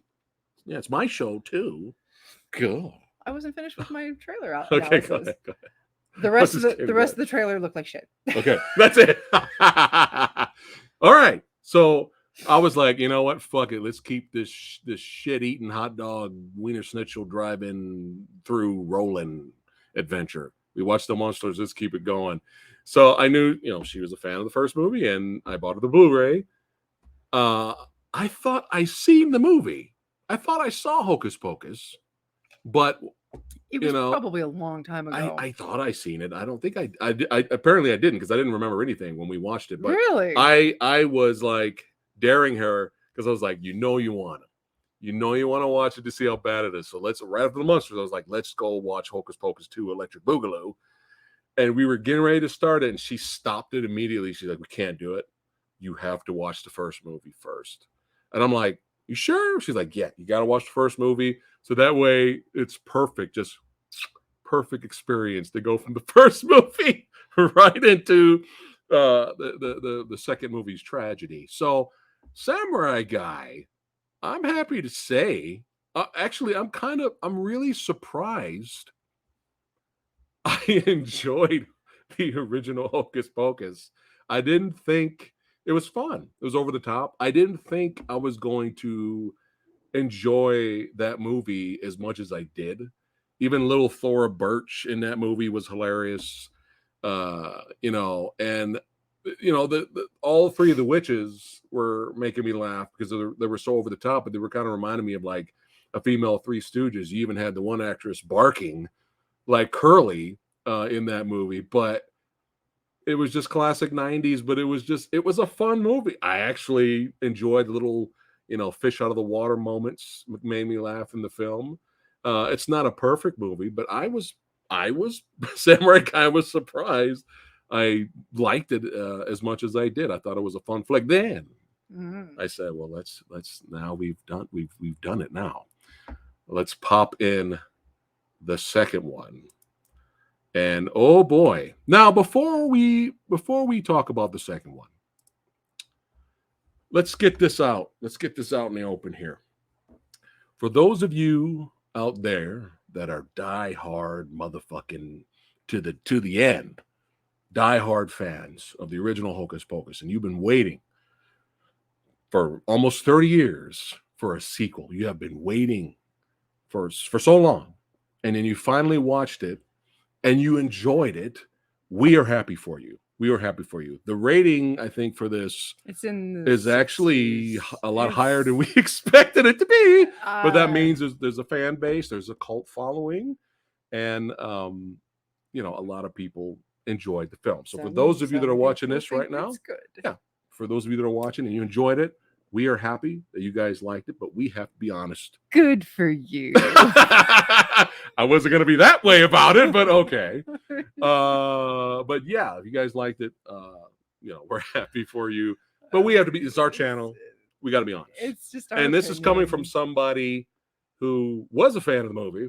Yeah. And this is coming from somebody who just recently watched the film for the first time going into it. But yeah, right in the beginning of this movie, Jesus, I wanted to kill myself. Right at the beginning of this film, we have a flashback showing the young witches as children being overrun by the older religious people of the time, and just show no. Okay. I'm gonna 5 minutes in, I turned to her and I was like, I'm not gonna make it. I'm gonna go ahead. Go ahead. I'm gonna say something, and again, I'm going to try to be as nice as possible, and I'm gonna fail fucking miserably.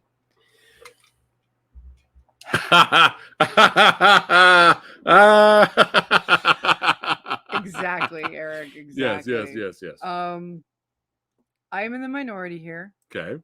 Obviously. All right. I cannot fucking stand it when established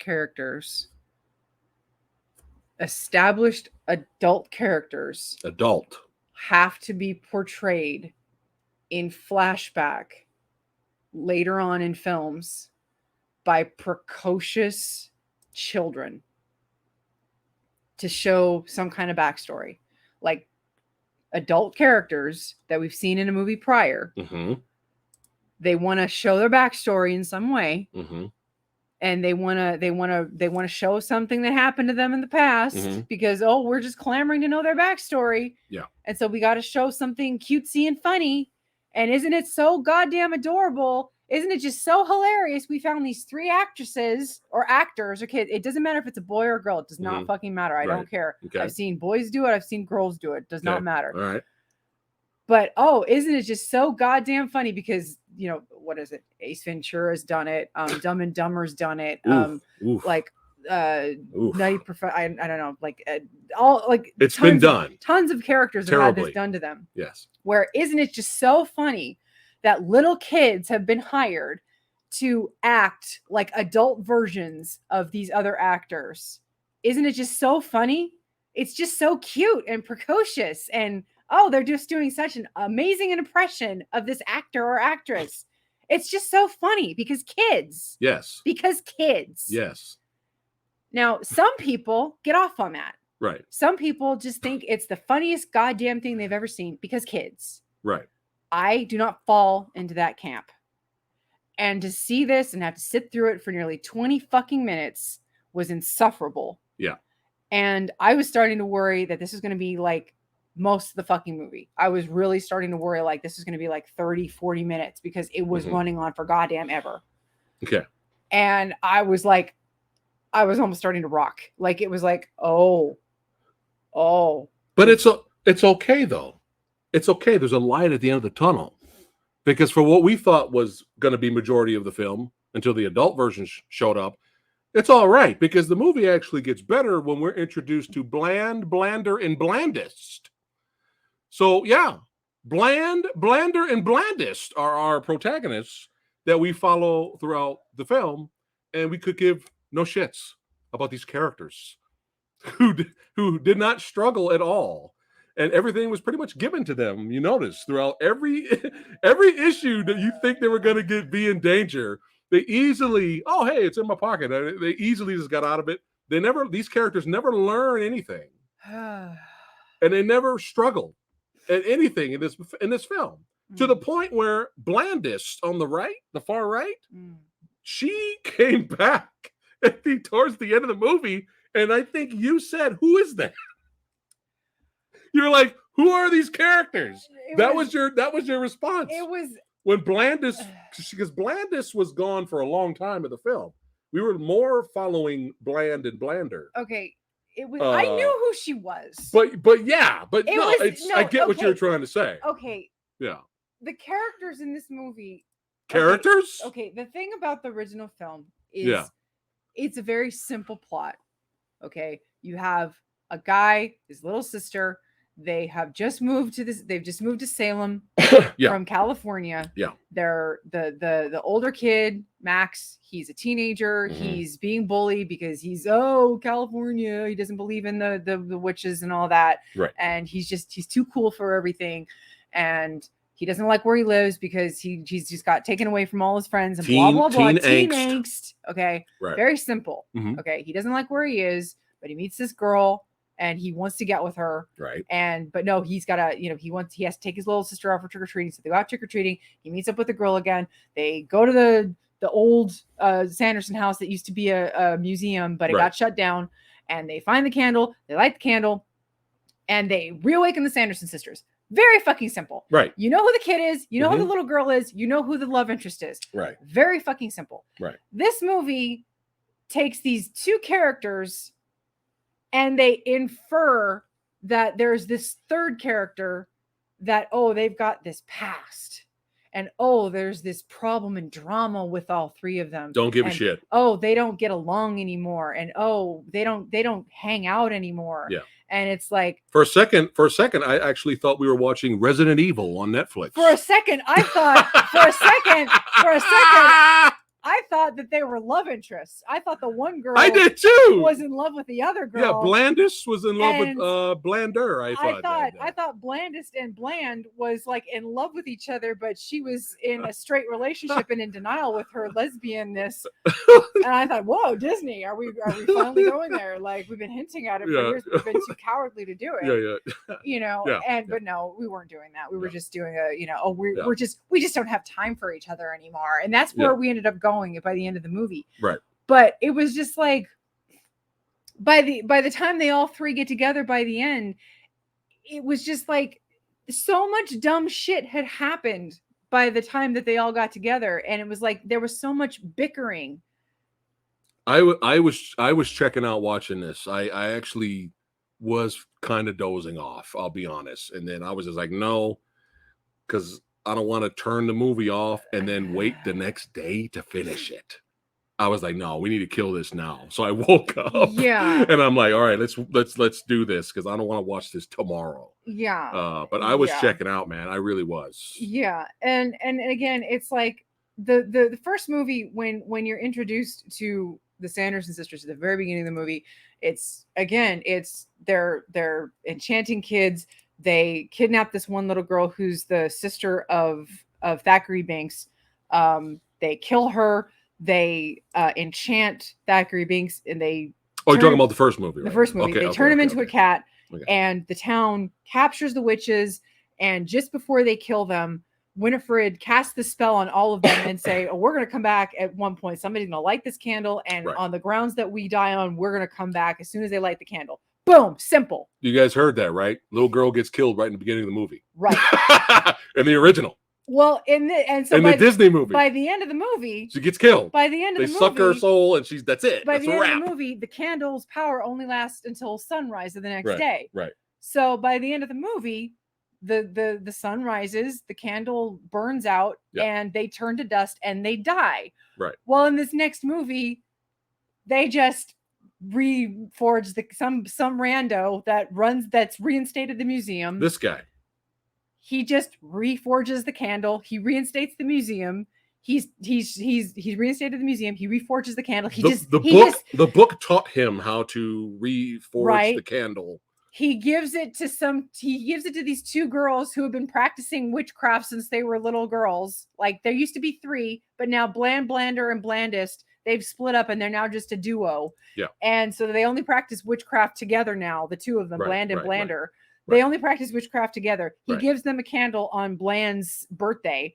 And he says, "Here, light this." And so they light it, and that's what brings us back. Didn't he do this? He did it on purpose because he was a fanboy. He wants to bring them back. He was a fanboy because as a child, at the end of the first movie, when we have our actual confrontation and the original witch, the 2 other witches explode and all that stuff. He's there seeing everything. And I guess he kind of sides with them and doesn't know they're evil, apparently. And he grows up discovering the lore because he has the book. And he, finds out, they're not as bad as people say they are. And he grows up becoming a fanboy and randomly gives the candle to them too. You notice the whole stick was, especially from the first movie, they kept rubbing it in that the guy was a virgin, that the little boy was a virgin, because only a virgin can light the candle to bring the witches back. You notice they didn't even barely mention this with them. They mentioned it once. They didn't want to get into that. But the guy got shit the whole movie. Oh, you're a virgin? Yeah. But anyway. So that's it. He just reforges it because the book showed him how, and he gives it to her. He gives it to Bland and Blander because they're practicing witchcraft the whole movie, kind of, but they don't have any power as of yet. Hint, hint. And lights the candle, and then the Sanderson sisters, they just come back. And then they start singing. They start singing as soon as they arrive. I would like to remind you that in the first movie, they only sang because Max and his sister Danny went to a party that their parents were at, Halloween party, looking for help. Right. And the Sanderson sisters followed them there. There was a band playing on a stage. Right. Max called them out, thinking that it would corner them and everybody would go, "Oh my God, it's the Sanderson sisters. Look, let's help the kids out." Right. And the Sanderson sisters were like, "Oh, well, thanks for that introduction." They get up on the stage, sing a song, and enchant the crowd. And forces them to dance all night till they drop as a distraction, so that they can then go off and hunt Danny and Max for the rest of the movie. Yeah, that's the only reason they do the musical number. The only reason. Obviously, so that it's Bette Midler. So yeah, they're gonna have that. Sing. But then later we had another song from Amok. We had another song from her. Oh well, that's to enchant the kids, which is another enchantment. But that's enchantment. But that's it. But this is not the original Hocus Pocus is not a musical. It's not a musical. But as soon as they come back to life, they literally start singing. The witches are back. The witches are back. The witches are back. The witches are back. The witches are back. They're back. They just start singing, and I'm just like,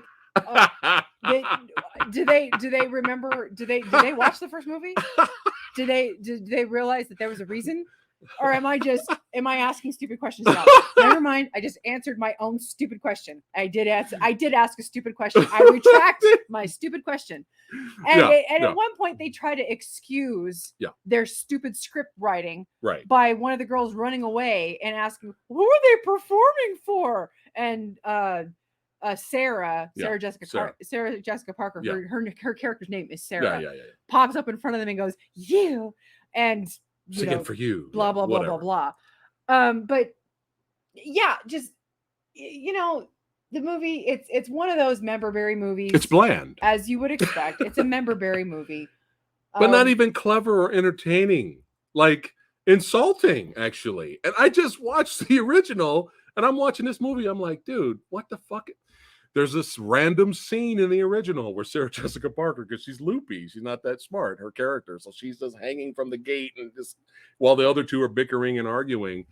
And in this movie, she just randomly grabs on something and hanging for 5 seconds. You could barely see it in the background. And I'm like, why? And then, she does the amok. She does that again. Yeah. And I'm just like, dude, this is like not funny or charming or memba. This is kind of insulting. Like, shut the fuck up. You know what I'm saying? Like, and a lot of the fish out of the water jokes that were funny in the original, they do it again, and they weren't funny. Like, maybe a few of them were kind of chuckle worthy, a little.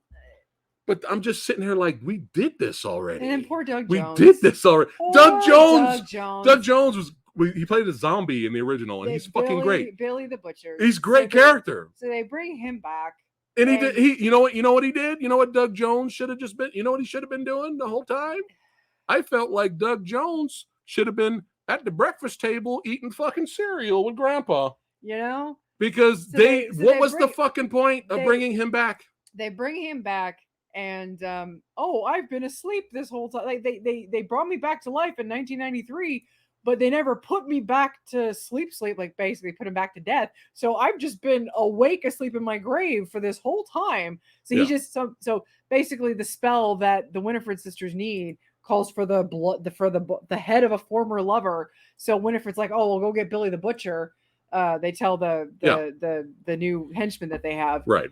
And so he goes to dig up Billy, and Billy just pops up out of his grave, and he's like, oh yeah, I've still been here this whole time. And so he goes with the new henchman and helping him find all these things, thinking that he's going to help stop Winifred, but not knowing that he's actually helping Winifred. Mm-hmm. And then when he finds out, he just takes his head, and Billy is literally just a head for the rest of the movie. He's just a head. So Doug Jones is basically there as a head on a stone. And it moved weird. It almost looked like he was like he was CGI face expressions. Like, why did he move weird? They couldn't just hide the rest of Doug Jones' body and have him act. It was fucking weird. And some of the effects, even if it's straight to Disney Plus, and even if it's low budget, some of that green screen was bad. It was not good. And the thing is, obviously, the first movie had bad special effects, but it was 1993. Right. It was 1993. It was almost 30 years ago. But just we're regurgitating a lot of the same shit from the first movie. Hey, remember when they lost their brooms in the first movie and they had to get a mop and funny items to fly again? Well, it happens again. Well, this one, they have a broom, a Swiffer, and 2 Roomba vacuums. It's funny. It's funny. It's hilarious. Oh, hey, we're gonna enchant the crowd again to do our bidding, to ditch the crowd. Yeah. They were looking for because the religious priest that was fucking with them when they were kids. They found the descendant, so they're trying to get revenge on the descendant.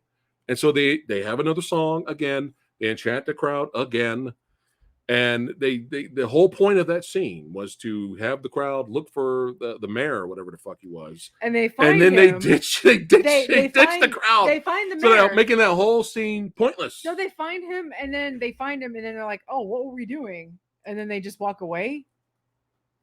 Didn't they find him? And then they were just like, oh. They didn't find them with the crowd, though. No, I mean, they found the mayor found the crowd. Right. And then they kind of just like dissipate. Once they touched the mayor, they like found him, the spell went, and then they went their own way. Right. But it was just the witches decided to not follow them to find the mayor. I don't know. What was the point? I don't know. Yeah. And now, okay. Credit to them, especially at their age. I think they tried. No, they tried. They're still by default the really only reason to watch the movie. Even though the movie does not really give them enough to do, or what they're given is not really that funny compared to the shenanigans in the first Hocus Pocus. And it was like, even with a fun family Disney movie like the original Hocus Pocus, there was stakes. Like, there was a little bit of suspense, and there were stakes in that over-the-top comedic movie. Like I said, the little girl in the beginning, she got killed dead right in the beginning of the movie. We can't risk any of that today. And this is a new theme I'm going to bring up now. Disney has lost its balls. Disney, where's your balls? They've lost their balls. And we're going to get to that even more so with the next movie. But with this, there was no these Blander and Blandis did nothing. You notice when they were introduced to the Super Salem witch with the bad outfit with the eyeball in the stomach, whatever the fuck that was horrible outfit. She gives them a book because she senses that the one in the middle, what's her name? Winifred. She senses Winifred has powers. So she gives her the book and she warns her there's a super spell in there called the super spell because we can't write a script. And don't use that super spell because if you do, it's going to be bad.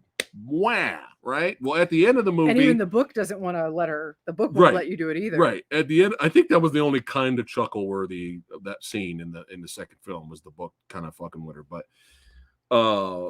by the end of the movie, Blander in the middle there, she's like the new chosen one who has powers because she's Wiccan. And even though, it's just like everything is just random. Like the witches are attacking her and she just makes a force field because it's just like, are they going to go through any, not them, are they going to go through any struggles or is there going to be any suspense? Again, the original movie killed a child in the beginning. I tried to get a picture, but I couldn't get it in time. But this is another perfect example of how Disney has lost their balls. All right. So they figure out that, if they put salt around them, around the witches are allergic to the salt, the powers don't work, the spells don't work. So they trap the witches in a garage at a house. I think it was the mayor's house, whatever the fuck. So just picture this. You're looking at the movie and you're seeing on this side the three witches, these three actresses that are trying their best at their age to be entertaining. Imagine them three in a fucking car garage surrounded by salt and they can't get out and they can't do their thing. And we pan a little bit to the left and we have Blander and Blandis talking about who gives a fuck on the left-hand side. Now, take that whole entire boring sequence, throw it away, and let's rewind to the original movie where little itty-bitty Thora Birch, her older brother, and his love interest burn the three witches alive. They trap them on purpose to murder them. They burn them alive, and then they walk away and they go get some McDonald's. Okay? Of course, the witches didn't, after they died, they were able to come back and then the movie kept going. But I'm just letting you know, Disney's lost their balls. We're going to continue that with Pinocchio. But just nothing, no suspense, no stakes. Everything's so safe and fucking bland and boring and unfunny. Maybe I think the movie had a few kind of chuckle-worthy moments. But overall, it was a waste of these actresses' time to bring them back.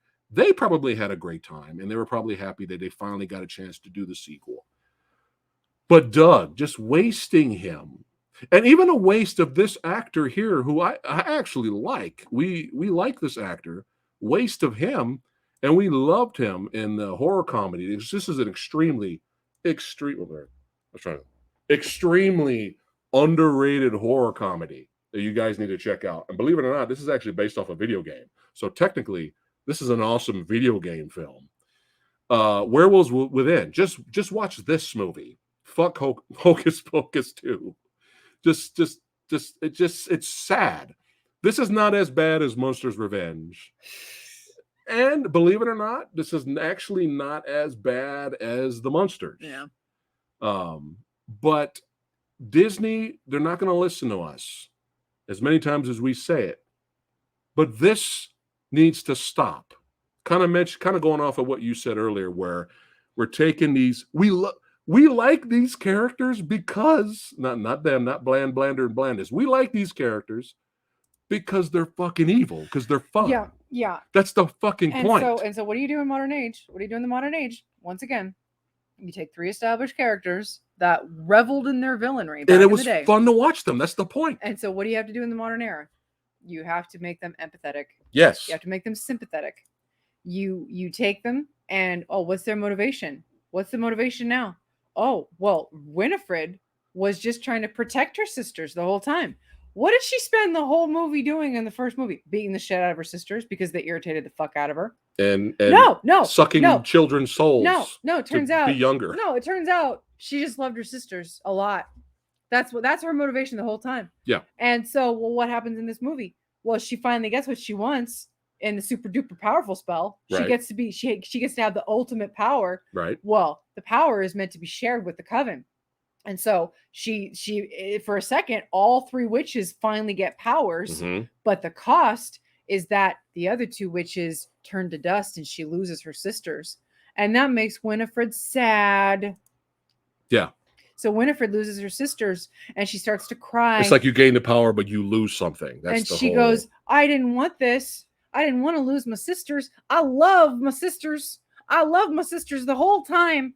They didn't irritate the hell out of me, and I didn't spend my whole life beating the shit out of them. I didn't spend my whole life just wanting power and sucking souls and being evil. No, I really love my sisters. I just wanted my sisters. My sisters. I love my sisters. Yeah. No. My motivation was my sisters. And so the new Bland witch is now a coven because the 3 of them now have power. Yes. Because they're a coven because they have powers. Because they used to practice witchcraft, and so now they're now coven. They got Jedi Force powers now. That's what it is now. Right. So now she finds, because the book chose her now, because the book told her, hey, you don't have to go with Winifred. I know you don't really want to do the super duper evil powerful spell. You don't have to be with Winifred anymore. You can come with me. And so the book chooses her now, Bland. So Bland has the book. And so the book shows her a new spell that can help Winifred. And so she does this spell, and Winifred thinks she's going to get her sisters back. Yeah. And she goes, what happens? And she goes, well, the spell doesn't give you your sisters back. It sends you to your sisters. And so it sends Winifred off to her sisters, and Winifred disappears and goes and bees with her sisters. Yeah. And so happy ending. The Winifred sisters aren't really evil. They really loved each other the whole time. So yeah. Yeah. And then while all of that was happening, and she sacrificed her super de-duper powers to be with her sisters because love. While that's happening, do you remember what I told you? Right at that moment, I turned to her and I said, the book's going to start crying. That's right, you did. I fucking called that shit. I said, watch. Soon as she starts floating away, the camera's going to go to the book. Because the book has an eyeball in the front. And the book started fucking crying. You did say that. You were right. There was a little tear. I'm the fucking man. Oh, my God. Fucking horrible. Okay? Terrible. But back to and just here's another good example of just regurgitating member berries and not being clever with it. So you have the iconic shot of all the sisters looking for the kids in the original, and they have this walk, and they walk together and they look like this, right? And they're doing that in the middle of the night down the street. That was their thing. Well, hey, let's recreate that iconic walk together, but let's do it in a fucking Walgreens. That's the best we have for the sisters. Didn't just doing it in a fucking Walgreens. So they're in a fucking Walgreens doing this. Didn't Bland get the fuck out of here, dude? Do it at the end of the movie. Oh yeah, and just to add more insult to injury, after Blander, and Blandis defeat the witches easily with no struggle or anything, they start walking out up the street, and for no reason, they slowly start doing the walk, and they even say to themselves, "Why are we walking like this? I don't know." Credits. Fuck you. And I have no attachment to this fucking franchise. I just recently watched this movie yesterday. Oh man. Dude. And then still, if that wasn't enough to set up Hocus Pocus 3, the blandiest of them all, in the opening credits, there's a scene at the end. At the end credits, there's a scene at the end where they show the black cat and he jumps on the shelf in the store, and you see another book or a fucking box, and it says that there's another dark candle in there. So they're setting up a sequel that no one's gonna want to watch, because some people are gonna want it. You know what they're gonna do? This is gonna fail. If they do a Hocus Pocus 3 without without the actresses that carried the franchise as best as they could. And they go with these three, it's dead on arrival. So you know what they're going to do? Oh, Jesus. Whole entire movie with these three. Oh. That's what they're going to do. That I can't. That's what they're going to do. I can't. So before we move on to my tolerance only goes so far. Yeah. So here we go. Jumping off of what you said earlier, you're taking classic evil villainry characters, and in the origin story, let's not keep them evil for today's audience, because Disney thinks today's audience is fucking stupid. Let's change it. And they're actually likable. They were misunderstood. Just like they did that with this movie. Disney's just going to keep doing this shit. They're just going to keep doing it. They're going to take classic villain characters and they're going to keep trying to make them sympathetic because they keep making a lot of fucking money.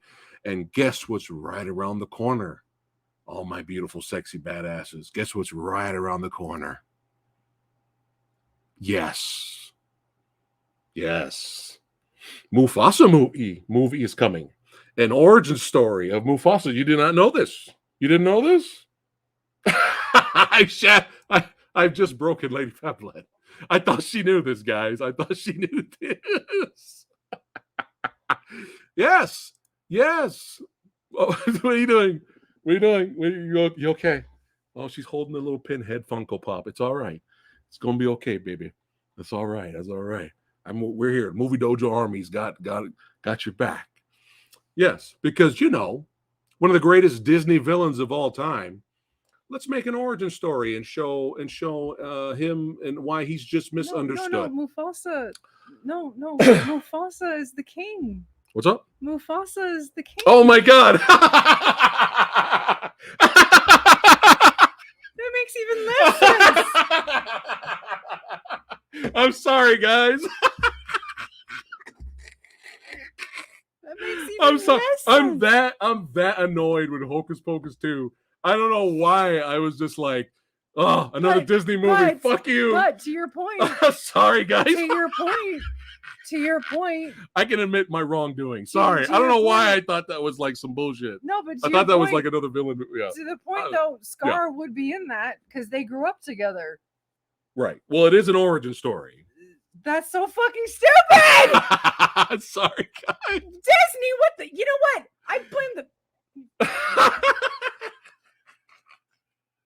Keep my goddamn mouth shut. Have your energy shot before I take it. Oh shit! I'll drink it in a minute.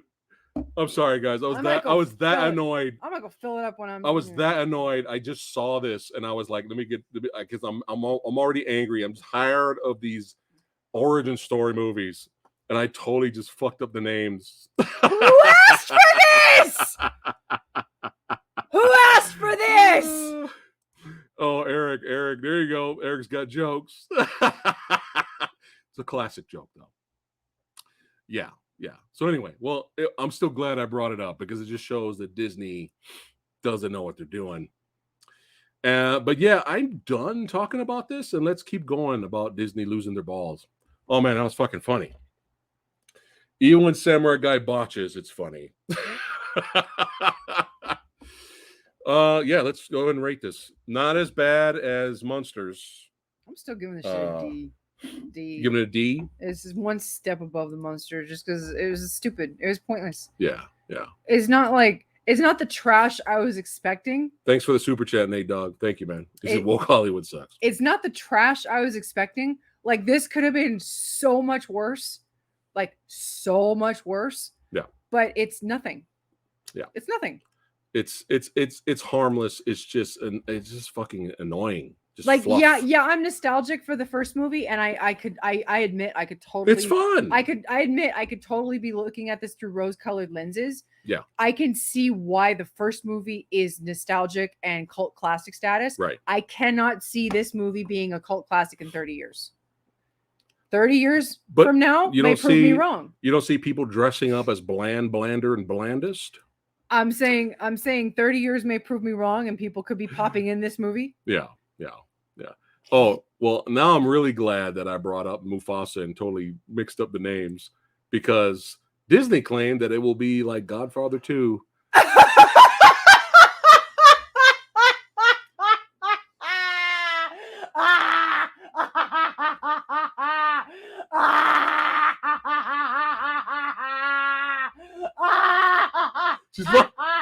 She's lost it.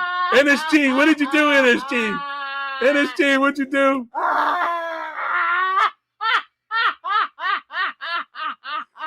My botching Mufasa is all worth it now. It's all worth it now. Disney, you fucking wish. You fucking wish. You know I gotta play it. I gotta play it. I gotta play it.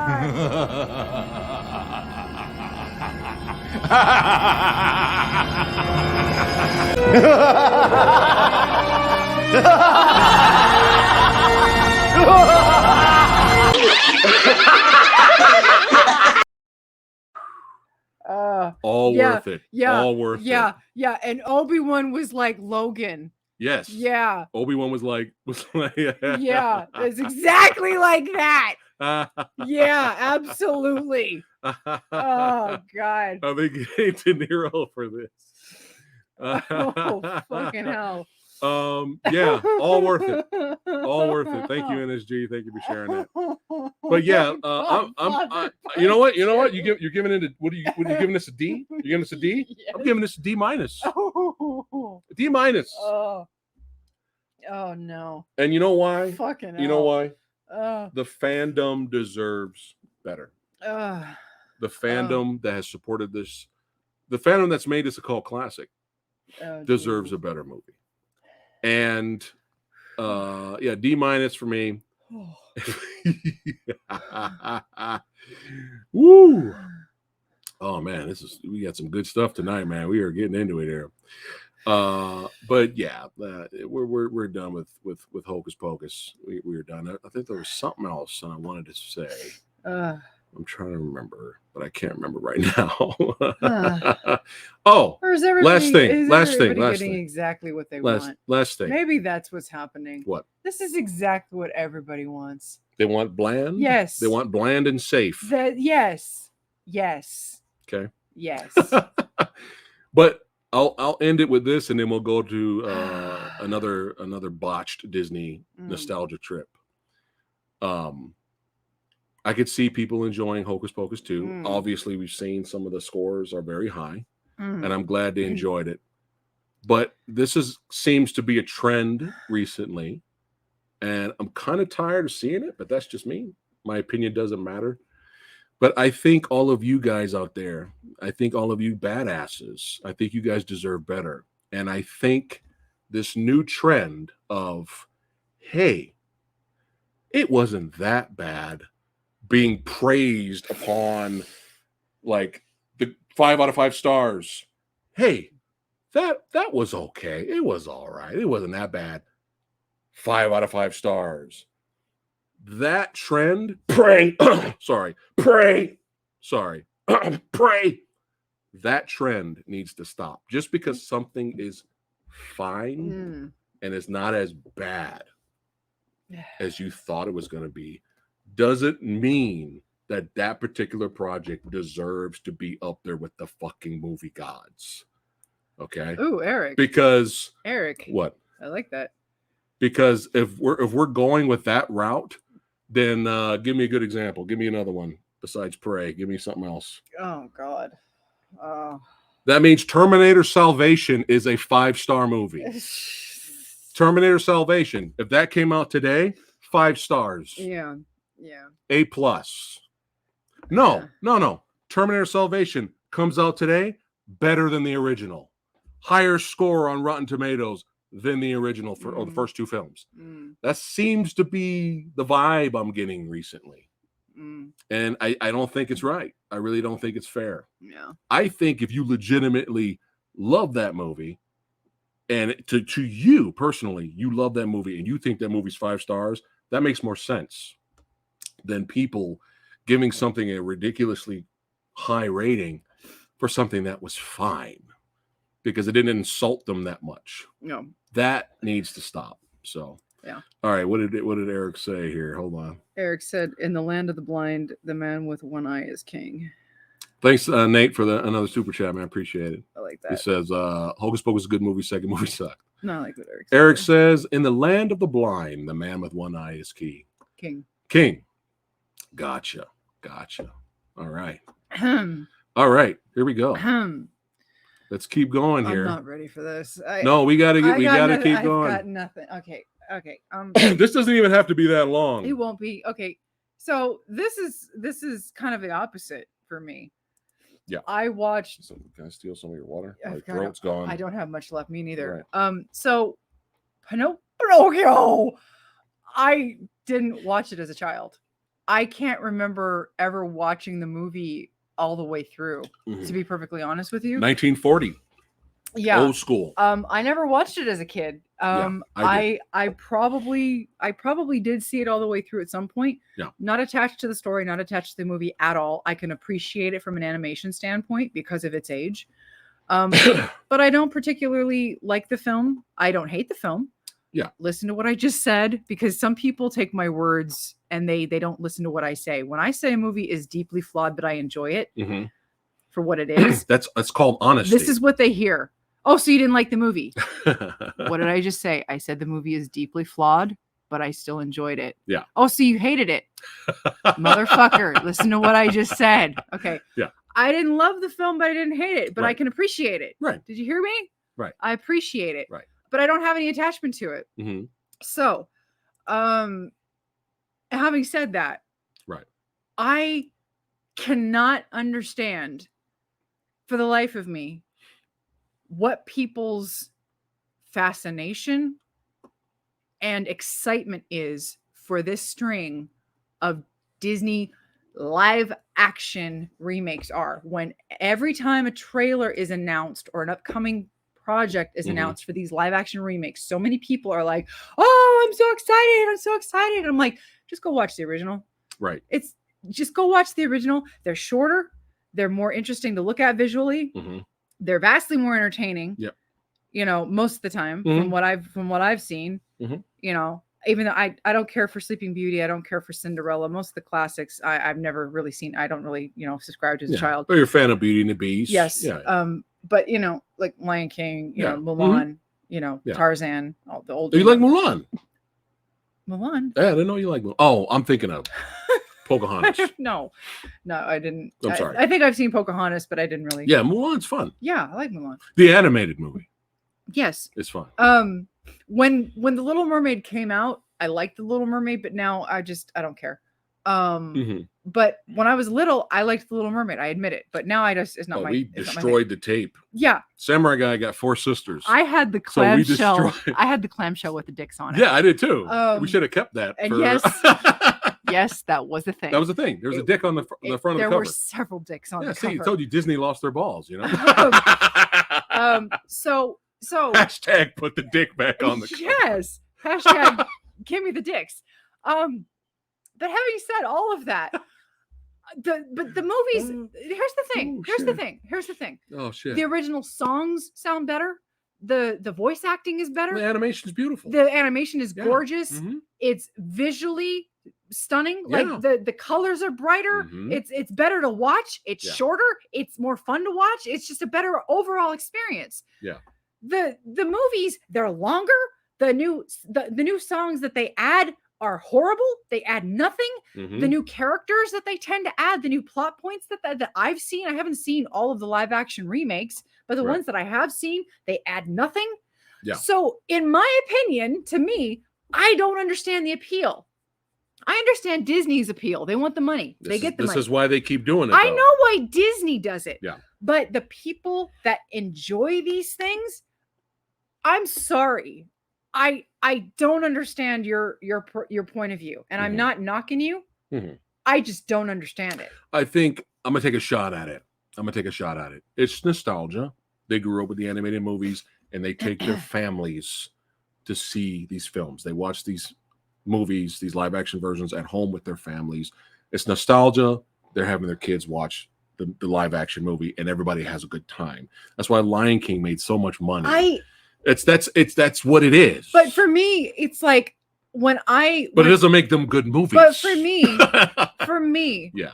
When you do like a side-by-side comparison, and I know I've ran Beauty and the Beast into the ground.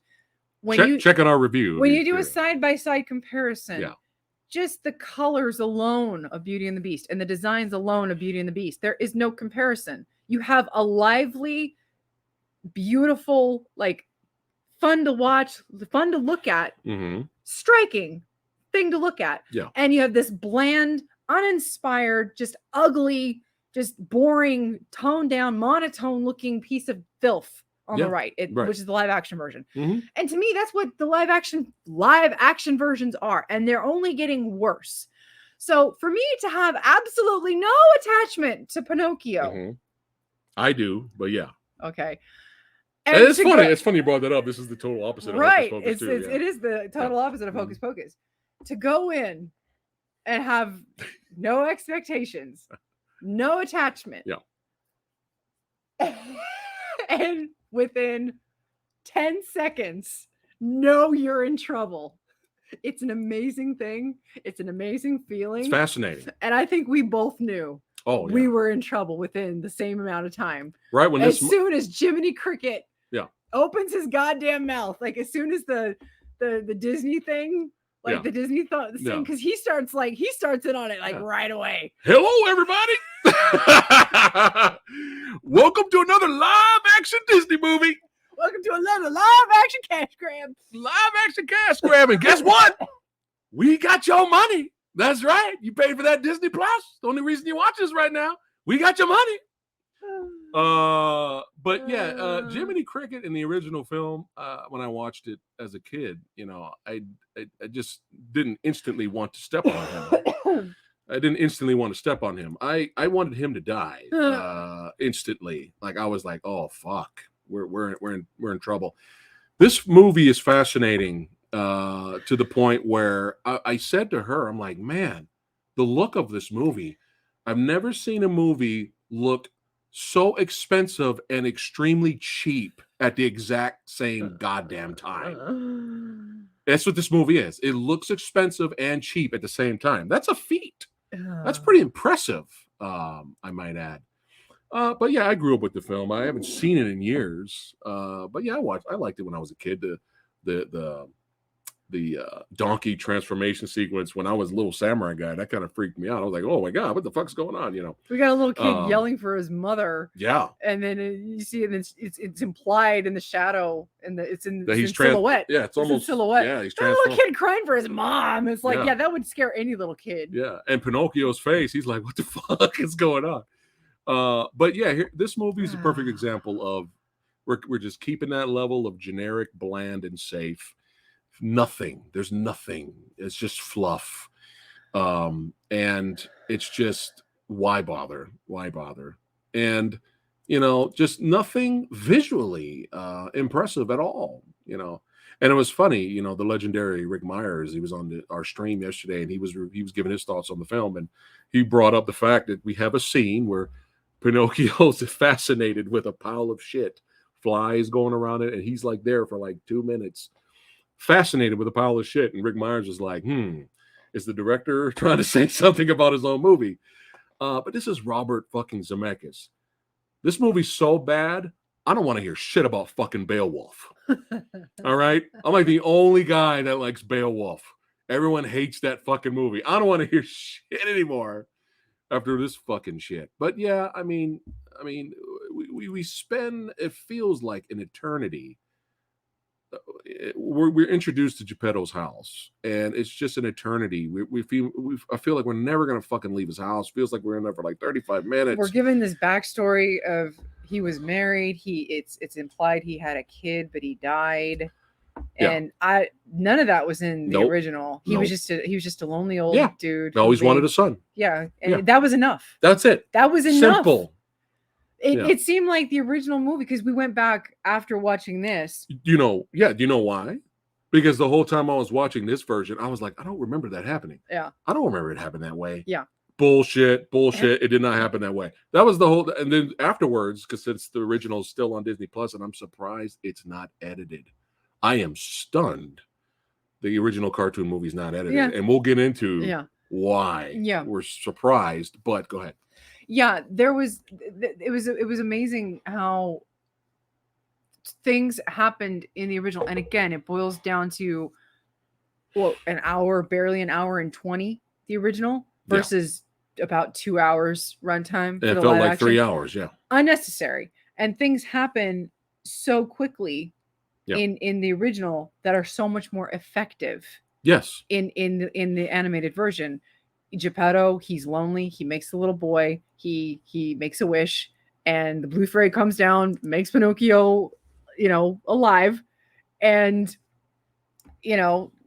Geppetto's like, hey, you're alive, whatever. Yeah. And sends him off to school, and we have our story. But in this movie, it takes fucking goddamn forever. Yes. Just for him to carve the fucking little boy, it seems. Yes. Just for the fucking blue fairy to come down, it seems. We're forever in this fucking. We are in that. Jesus Christ. We're forever with, and again, baffling decisions are made. And where do we toe the line in calling this a live action movie? Because you've got Jiminy Cricket, who's animated. Right. You've got fucking Figaro, who's animated to look just like the fucking Figaro, who looks just like the cat in the animated version.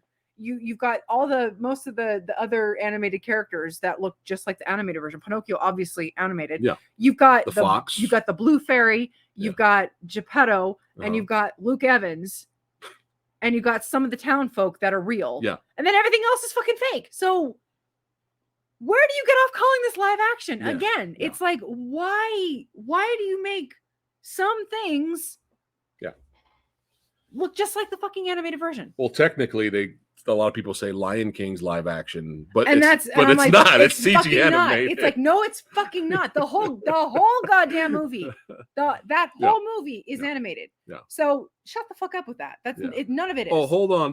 I got to represent my peeps. I got to represent the other sexy movie loving badasses up in here. What? Seller. That's right. Seller. That's right. We got, oh shit. Hey, that's right. I thought I was alone in the whole universe. Damn it. That's right. Got to give shout out here. And oh yes, Eric. It's Eric. Jesus Christ, me and you, bro. I swear. I feel like I'm the only guy that watched Christopher Lambert play Beowulf, but Gerard Butler did as well. But yeah. Again, it's almost the exact same story. It's pretty much the same. It took way too long. Too long. Way too long for him to just get out of the damn house to go to school. Yeah. Way too long. Yeah. And you're just sitting there just like waiting for anything to happen. But no, they have to make Geppetto super sympathetic. Yeah. Which again, the 10 minutes it took in the fucking live in the animated version was enough. Yeah. But this one, no, you had to give him the sad backstory, and you had to give him the clock thing and the dead wife and the dead kid thing. And we're fans of Tom Hanks. Tom Hanks is one of the greatest actors of all time. And his accent is fucking terrible. Eric agreed. It's really bad. Agreed, Eric. Figaro, Pinocchio. And if you watch the movie, which I don't recommend, by the end, Tom Hanks just says, fuck it. He loses his accent several times. At the end, he's just Tom Hanks, just talking. What did Eric say? He said, efficient storytelling is a lost art. I agree. Yes. But yeah, and then all of the songs, for the most part, they're the same songs. But like she said, these live action, and like I said yesterday with Rick Myers, a lot of these live action movies, they try to add more songs, and these extra songs suck. And they're not good. We're just extending the fucking movie, and just, I'm rolling my eyes because I'm not invested. So even when I hear the iconic songs that I remember growing up listening to, this is my reaction. Hi, diddly dee. Will someone please kill me? That's my reaction to the fucking movie. You know what I'm saying? So it's just, and again, like I said with Rick Myers yesterday, what do they have on Luke Evans? Yeah. They have some photos. They have some leaks, some tweets. Yeah. They're like, we got you for life. Any other? I'm surprised he's not playing the prince in The Little Mermaid. at this point He's because he's fun. Oh yeah, he's too old, I guess. Yeah. But yeah, Luke Evans, buddy, you're such a talented actor. Seriously, like, what have they got against you? But again, going back to the movie looking expensive and cheap at the same time, it seems like when they finally get to Pleasure Island, it seems like all of the budget of the movie went there because there's a lot of visually big, grand things to look at.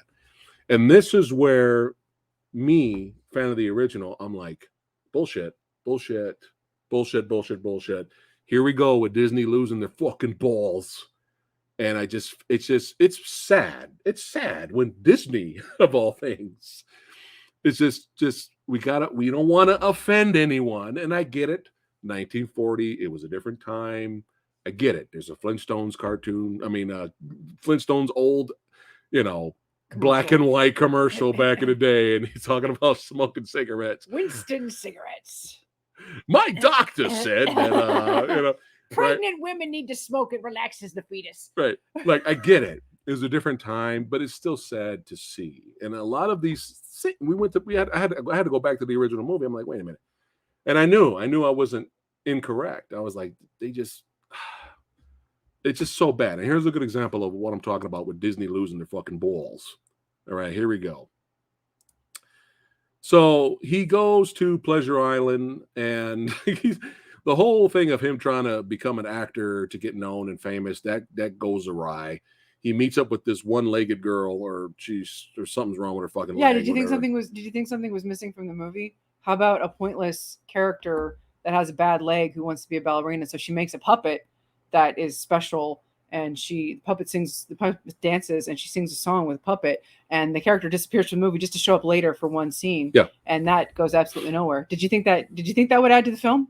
Did you want to see that in the original? And she has her own song sequence. Yeah. Did you think that would add to the movie? Because they did. Yeah. That was why. Yeah. So anyway, he gets wrapped up and he gets sent to Pleasure Island. And at first, everything's just like the original cartoon. It seems like all the kids are having fun. They can eat all the candy they want.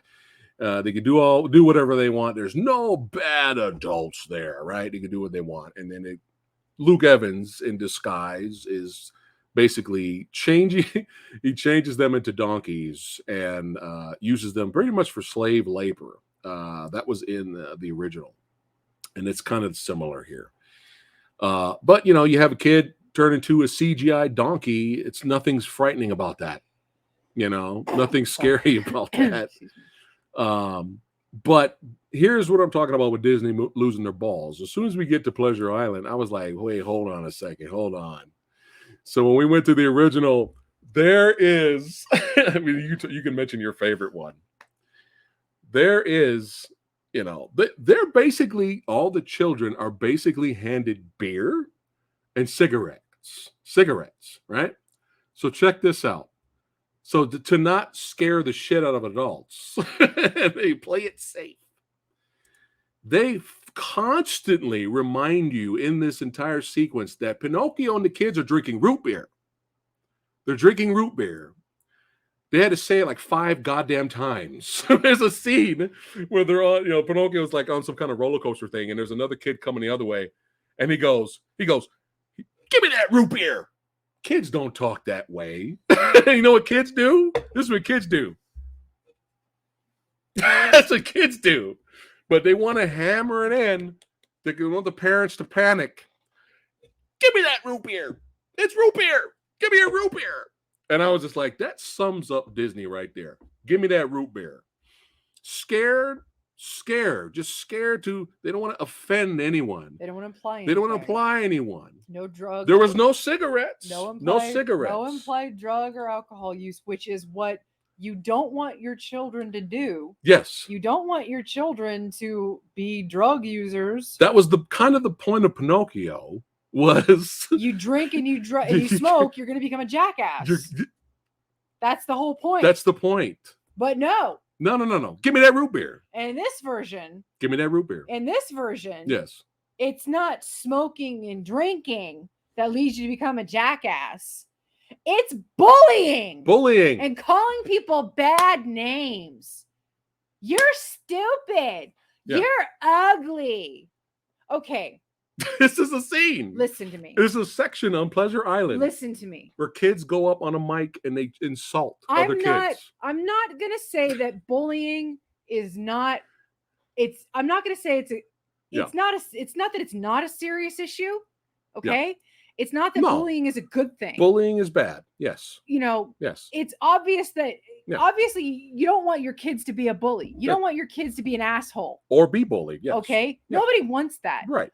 But the way this was handled was so goddamn ludicrous and idiotic and childish. Yeah. The way it was handled was so laughable that no kid was going to get the message that this was supposed to be taken seriously. Right. This was not something that you would connect the dots that this was what was turning kids into jackasses. And this is not something that you would be like, oh, I want to avoid this. Child slave labor. That's if you do wrong, it's gonna go bad for you. That's the point of Pinocchio. That's like 80% of the message. And so we don't want to offend anybody. So give me that root beer. And then I get it. I kind of understand them taking this scene out, but here's another example of Disney losing their fucking balls. So they came up with we're gonna insult other kids. You fat piece of shit. Well, they don't say piece of shit. Yeah. It's Disney. You loser. You pathetic. Right? Guess what happens in the original? It's a fucking Royal Rumble. It's a battle royal. It is a tent made up just for fighting. I'm not making this up. So you have the one kid who thinks he's the shit, right? And then Pinocchio's just kind of following him. He doesn't really know what he's doing. He's trying to be cool kid. He's trying to be cool like the other kids. They walk into a tent and you see like hundreds of silhouettes in there. Everybody fighting with bats and shit. And the kid that walks in there, he's like, yeah, come on, Pinocchio. Let's go rough some guys up. Let's go rough them up. That happened in the original cartoon movie. But no, you fat, stupid kid. Disney lost their balls. Now, I got some GIFs of the original one. So we go from, here we go.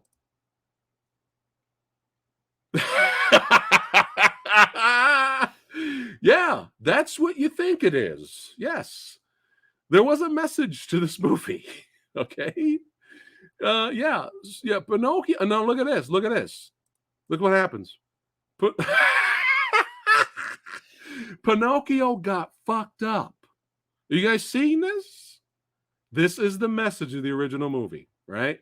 No, Pinocchio got wasted.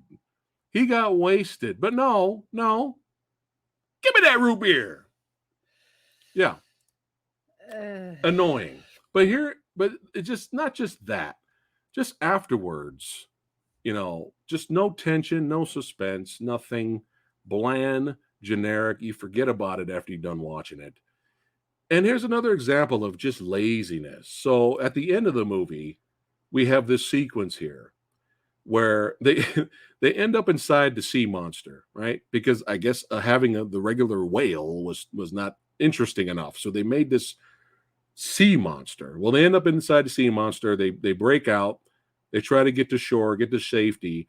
So they came up with this gimmick of Pinocchio is able to move his limbs ridiculously fast.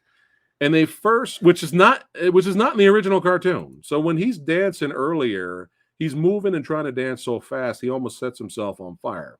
If he would have set himself on fire completely, I would have laughed hysterically if that would have happened. It would have been nice. The movie would have been over. Yeah, but in this part, they're getting chased by the sea monster. This is the finale. Okay, they're getting chased by the sea monster. So guess what Pinocchio does? He moves his wooden leg limbs ridiculously fast, and they're moving super fast, and they get away from the sea monster. And while he's doing that, he's annoying his dad, telling him about his whole adventure, and they safely make it to the end. And then, they try to have this heartwarming moment where he walks off in the fucking sunset with his dad and becomes a real boy, whatever the fuck. Kind of. And then at the end, and then we go right back to the movie, narrated by Jimmy the Cricket, and he's all like, well, that's the end of the movie. Did Pinocchio become a real boy? Who the fuck cares? I don't know. We got your fucking money. Thanks for watching. Don't forget to like, share, subscribe. Right? Well, even with the finale, it fails because when you watch the original one, there's actual tension, suspense. There's no Pinocchio has superpowers or super ability. They literally barely survived from being killed. And there was a little bit of suspense there at the end of that movie. It was a big deal how they got away. They barely got away with their own lives. That was the point. But no, we got to come up with everything being a gimmick and being bland and safe. No tension. We don't want to scare anybody. Give me that root beer. And that's Pinocchio. So let's go ahead and move on and rate this some of a bitch. And you know what I'm giving it? I'm right up there with Rick Myers. This is an F-. Yeah, it's nothing. Trash. It's nothing. It's heartless. It's soulless. It has no reason to exist. And I can't believe that the guy that did the Back to the Future film and Forrest Gump. What the fuck happened? I know he did the trilogy, but for me, the first one is the best for Back to the Future. But I just can't believe that he did this. And this movie is nothing. It's nothing. Nothing. There's no heart to this. No heart. I have no connection to the original. And this is just, there's nothing to this movie. Mm-hmm. There's no reason for this movie to exist. And I can't imagine. I can imagine some people enjoying it and thinking it's cute and loving it, but it's just not. There's just nothing. Stop making these movies. Oh, by the way, I was going to bring this up last weekend when I didn't feel well, but just quick, since we're talking Disney. I've actually never seen The Great Mouse Detective. I don't know how that's happened. And she loves Sherlock Holmes books and material and stuff, movies and stuff, and shows. So she showed me The Great Mouse Detective. Did we watch that after Pinocchio? I think so. Yes, we wanted to watch. Palate cleanser. It was a palate cleanser. I really enjoyed The Great Mouse Detective. You can't go wrong with. It was fun. You can't go wrong with Vincent Price as the main villain. So yeah, I forgot to mention that we had to watch The Great Mouse Detective afterwards. I enjoyed that. Watching that for the first time. Yeah, it was so cute. But fuck Pinocchio. All right, it's getting late. We're getting tired. So we're this is the last thing we're going to mention and talk about. But now we are done with the horror material. Hey, we got a fan here. All right. Horror material. We're done with it. And no more didn't it talking. Well, yeah. No more trash talk. No more trash Disney. We have potentially we have a fluke. We have a fluke Disney that we hope still pays off. Yeah, because let's talk about Andor. The show I did not want, but turns out I needed. Yes. Yes. So okay. Rogue One is my favorite of the recent Star Wars films. And when I say recent, I mean Disney era. Post original trilogy. Yeah. I mean post original. So that includes the prequels, that includes Disney, everything. Right. So after, you could say like after Return of the Jedi, after that, it's Rogue One. Like, I mean, you could technically say it's my second favorite, to be honest, because I'm not the biggest New Hope fan. Empire Strikes Back is my favorite. Right. Return of the Jedi, I love some of that movie, but some of it, I'm not a fan of. Tonally, it battles itself towards that third half. Between Ewoks, and then you got the great stuff with the Emperor and Vader and Luke. That's the gold. Return of the Jedi gold right there. Yes. The three. But it battles between, you have to keep going back to Endor and Ewoks and all that shit. But so I could argue, I could actually technically say that Rogue One is my second favorite Star Wars film. Look at that. All right. So Rogue One, despite all of its problems and all of its reshoots and all the battles that it had to struggle with, having to struggle with the tons of reshoots, having to switch directors early on, having a whole new composer having to get brought in because of all the problems that it had in production and all that. That movie had a big uphill battle to get made, and for it to turn out as good as it did, with all the characters it had to juggle, with the story that it had to tell, I thought it came out very well. Right. And the type of story and the way it ended, that's my kind of ending. I loved it. Oh yeah. And for when I heard about Andor coming out, I was like, I don't really know if I care. Yeah, I at first didn't really care either. I was like, why? We know how it's going to end. And we just I just wasn't really that fascinated until we did trailer reaction. We actually visually got a chance to see it. And then my interest got piqued. I was like, this looks like a different visually. It looks real world lived in. Right. This looks like Rogue One looked. Right. It doesn't look like it's just so super clean sci-fi with green screen in the back. Yeah. And everything looks fucking fake. Yeah. This looks like real world lived in. Because let's be honest, even if you enjoyed Obi-Wan, to each his own, but let's be honest, Obi-Wan looked cheap. Yeah. Obi-Wan Kenobi show looked cheap. Right. It did. And Ewan McGregor deserves better, and you as fans deserve better. But we decided to give it a shot. We didn't know, we didn't have high expectations, but we were interested. Yeah, and it was because of that trailer, right, that it was kind of like, well, maybe there's a little bit of hope there. But trailers have lied before. That's right. But before we watched it, what made me go, okay, I think I'm gonna really like this show, was before we got around to watching it, that whole entire week, I didn't watch reviews, but I kept seeing thumbnails of other YouTubers and reviewers on the first 3 episodes of Andor. And I kept seeing, this is a waste of time. I kept seeing, this is the most boring piece of shit I've ever seen in my life. I kept seeing, this is the worst thing the Star Wars franchise has ever done. I kept seeing that this is the most boringest thing Star Wars has ever done. Or, she's talked to some people and I've talked to some people. They couldn't even get past the first episode. They watched the first episode and immediately gave up, and they will never return to the show. They're bored. Yeah. After hearing all of that, I already knew I was going to like the show. Yeah. I already knew by default, because we're at this point with Star Wars. And I love Star Wars, but we're at this point where we need something different. We need a palate cleanser. We're tired of the same old shit. Yeah. Mandalorian season 1 gave that to us, and we enjoyed Mandalorian season 2. And the Mandalorian's a good example of, you can keep things grounded and serious, but then you can have the fan service. That's why we're big fans of Mandalorian. Yeah. But Book of Boba shit was fucking atrocious. Obi-Wan Kenobi had so much potential. Had a lot of potential. And it just pissed it all away. No, we're going to make it for 5-year-olds. Fuck you.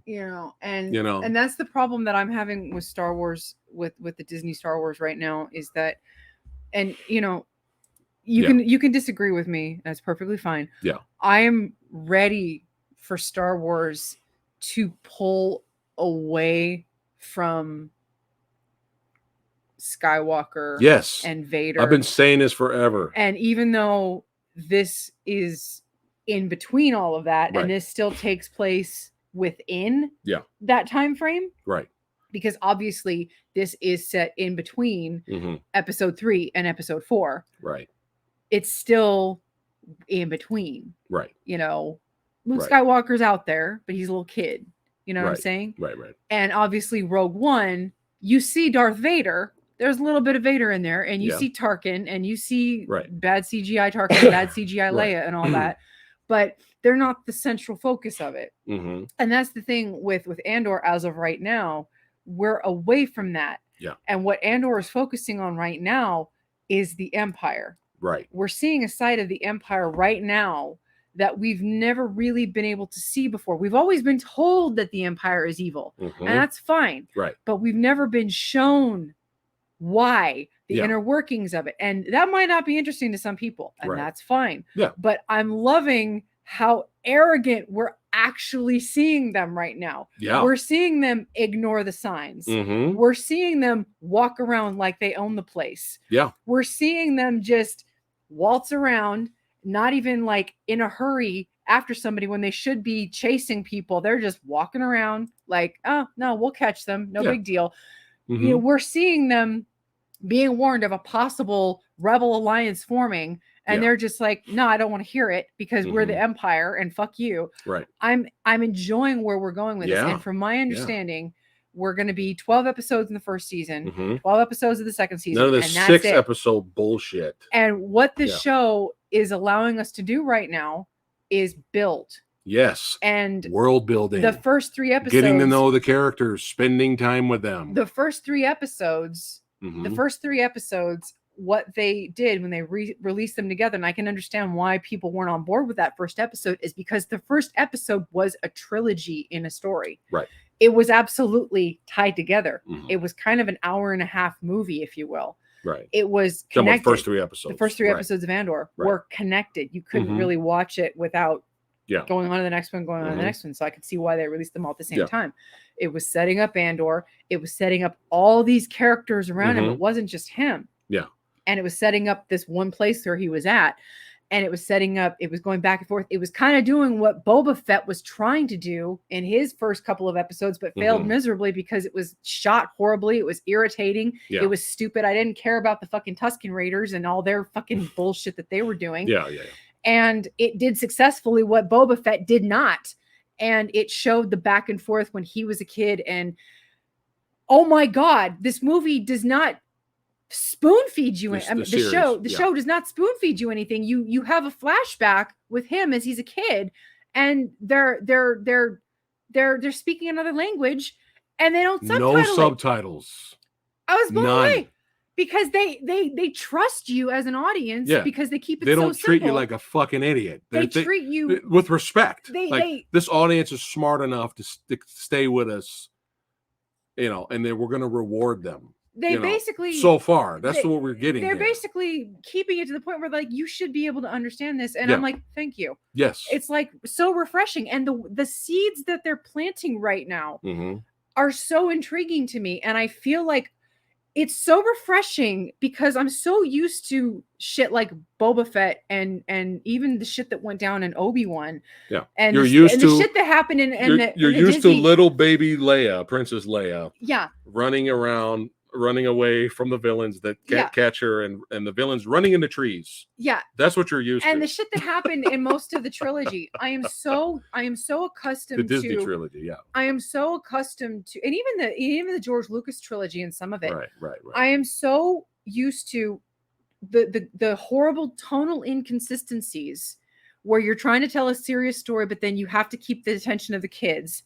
So you're trying to tell a serious story, but then, jangle those keys, jingle the keys in front of the kids so that they can, so that they can keep up, so that you can get their attention. And so, well, that distracts me. And it's like, kids are going to like this show. I'm trying to pay attention to the serious story, but we've got all this Jar Jar Binks shit over here, and we've got all this stupid shit going on over here. Right. And it's so refreshing to not be talked down to. Yes. And it's so refreshing to see things actually get set up story-wise, character-wise, things that are actually like important that you can see being building blocks being set up that you can actually see that are probably going to get paid off in the future. Right.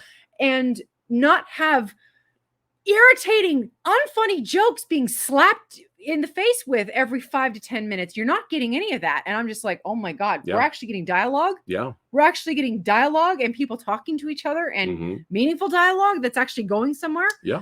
I can see why some people don't like the show because it's not traditional Disney Star Wars that we've been getting for the past 10 years at this point. That's fine. We're just we're talking about our opinion, but that's fine. If you didn't like it, that's fine.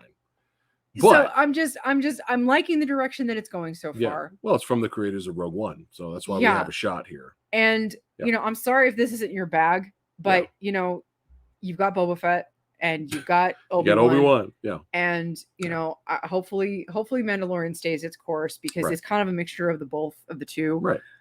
It's enough of both worlds where it's serious, but it's also got some fun stuff in it. Got some grounded stuff. Yeah. But so far, I hope this Andor, I hope it stays where it's going because I feel like it's been so long since Star Wars has not treated me like a goddamn baby. And it's so refreshing. Mm-hmm. Yeah, it is. And in the first episode,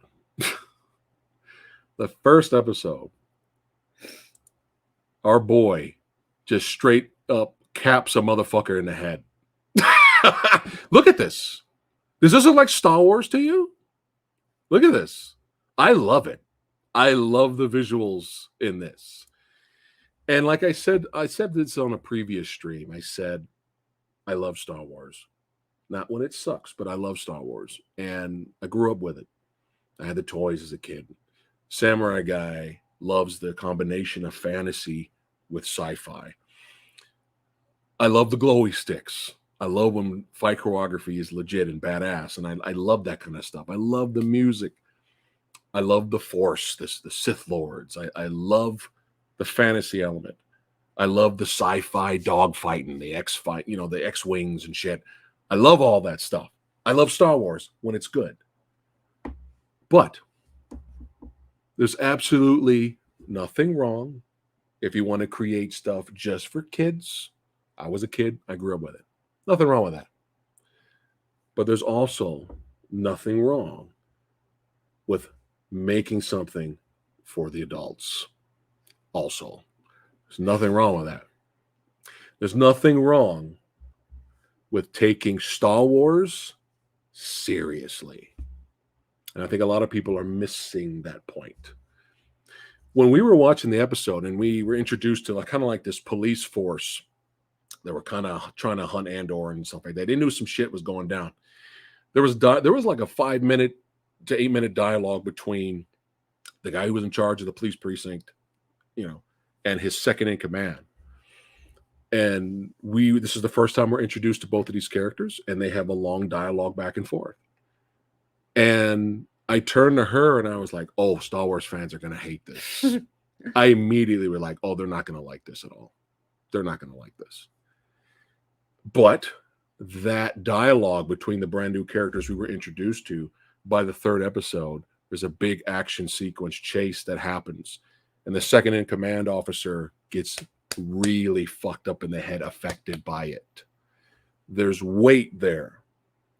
If we didn't have that opening dialogue with those two characters, if we weren't introduced to those two characters, if we didn't spend some time with those characters, that action set piece that we got later would have no weight. It would feel like fluff.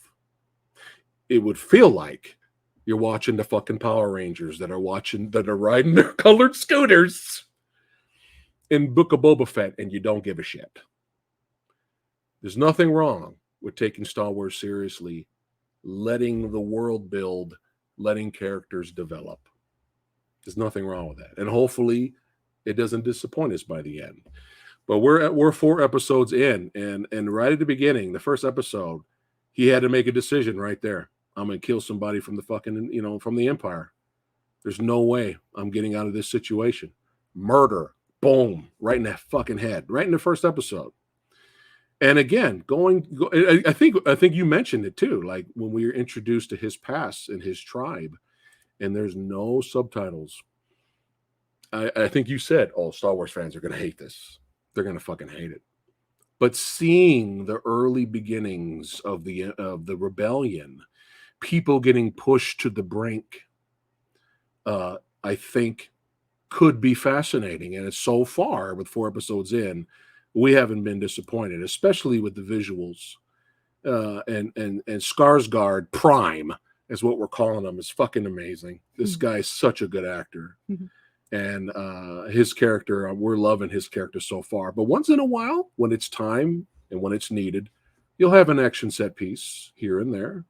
But you got to let the story build. You got to let these action set pieces have some weight, But yeah, I can't wait to see what the next episode brings us. And another thing we mentioned, I was going to mention earlier, but I forgot I just remembered until now.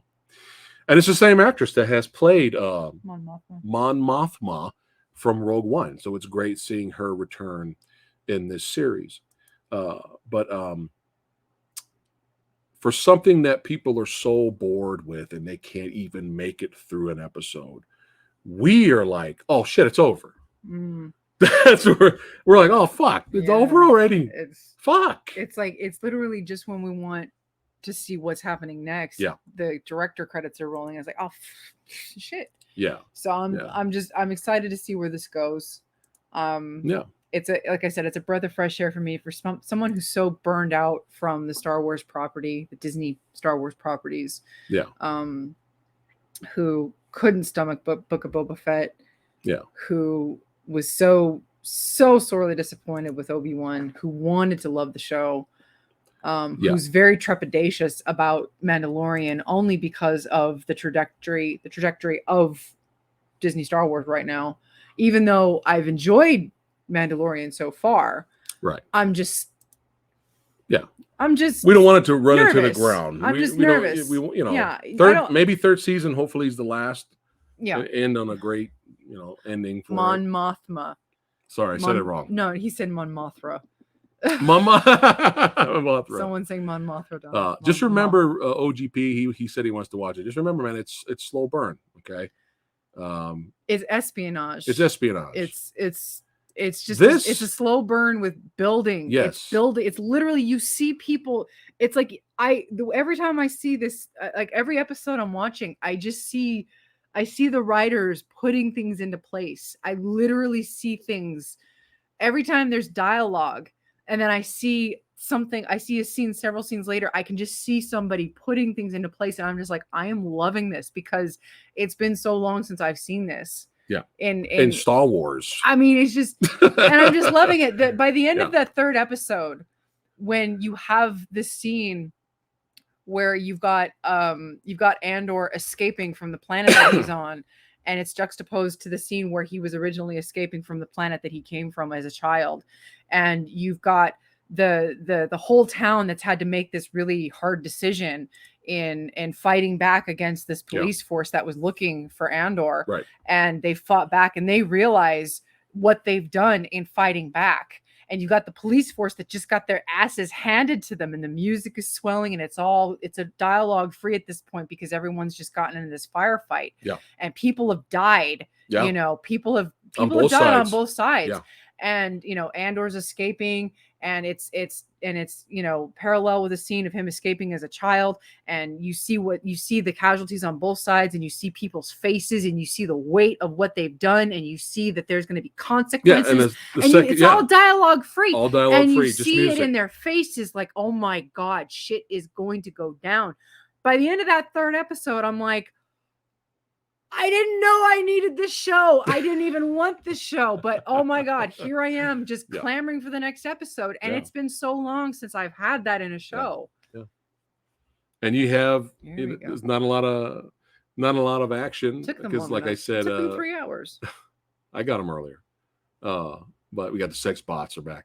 But yeah, like again, that you feel like there's weight to the action scenes, And I love Skarsgård, man. When Andor gets a drop on the second in command police chief, the lieutenant or whatever, right away you hear Skarsgård in the back, shoot him, kill him, like right in the background. He's got him. He's like, just kill him, and he's trying to talk to him and get information from the officer. And then you hear Skarsgård in the back again. If you don't shoot him, I'm going to shoot him. Like I'm loving this. We're getting our balls back a little. We're getting our balls back a little bit. But yeah, we're enjoying it so far. But we get it. We get it if it's not for you. But just remember this: a lot of people out there, they take shots at fans that like Star Wars, and they say, "Oh, Star Wars is just for babies." Empire Strikes Back, it's boring. It's boring for babies. Like, okay, it's okay. It's all right to have a little goddamn respect for being a Star Wars fan. Like, it's all right. It's okay to take Star Wars seriously once in a while. You can have your fun popcorn stuff. You can have your fantasy. Like I said, I'm a fan. But it's okay to have something different once in a while. And I hope it ends well. Well, we know how it really ends, but I hope the show ends well, and we hope Mandalorian season 3 is good. But yeah, I would love to 4 see, episodes in. We are in this show. I would love to see a little bit more of a tie-in with Rogue One by the end of the series somehow. Yeah, I wonder how they're going to do that. I would love to see if they could deviate a little bit and maybe not from Andor's perspective, but maybe show some of the characters that do appear in Rogue One. Maybe show their perspective somehow. Maybe without showing Andor. Get a little introduction to them. Without showing Andor's perspective, of course, because they don't meet until the movie. That would be nice. Yeah, because I love Rogue One. I always said Rogue One would have benefited so greatly if it had been a series. Yes, it would have been a better just because of the amount of characters that were in it. But for what it could do. Right. Well, we'll end it here with OGP's comment. He goes, he loves Better Call Saul seasons 1 and 2. They are slow. And he's cool with that as long as the story is solid. He doesn't need action. And if you went OGP to the Disney executives and said something like that for Star Wars, they'll be like, "All right, thanks for coming, sir. We appreciate your time. No action. We can't sell toys. We can't sell glowy sticks." But yeah, I'm surprised. That's what I'm saying. I'm surprised Andor's even a thing, and they let the people who did Rogue One have control. So far, with just 4 episodes in, we haven't been disappointed. So, and if it turns to shit, we're going to be the first ones to let you guys know. But yeah, we'll end the comment with that. You guys fucking rock. We almost made it to 3 hours tonight. But yeah, you guys are awesome. Thank you so much for hanging out with us. You're all fucking badasses. I'm losing my voice now because of fucking Pinocchio. I'm still reeling from Mufasa. The Mufasa botch? Godfather 2. Oh, I know. That kills me. Disney, I fucking dare you. What? I fucking dare you to make Mufasa like Godfather Part 2. Yeah. No, they lost their balls. Andor's a fluke. Hopefully Werewolf by Night delivers. That might be the next fluke. Werewolf by Night might be the next Disney fluke. Yeah. Disney Marvel fluke. I know. It might be. For sure. And we're here. We're going to check that out and review that for you guys. Wait, really quick though, before we go, we got this in the mail. Oh. I didn't get I just, opened the top. Yeah. But I didn't open it yet because I was just like, with stuff that's weird, I don't recognize it. I want to show it to you. I don't want to just open it up by myself. Oh, yeah, great, thanks. Right, But there's something in here. Let's see. What is this? Yeah, leave all the crazy shit for me. I appreciate that.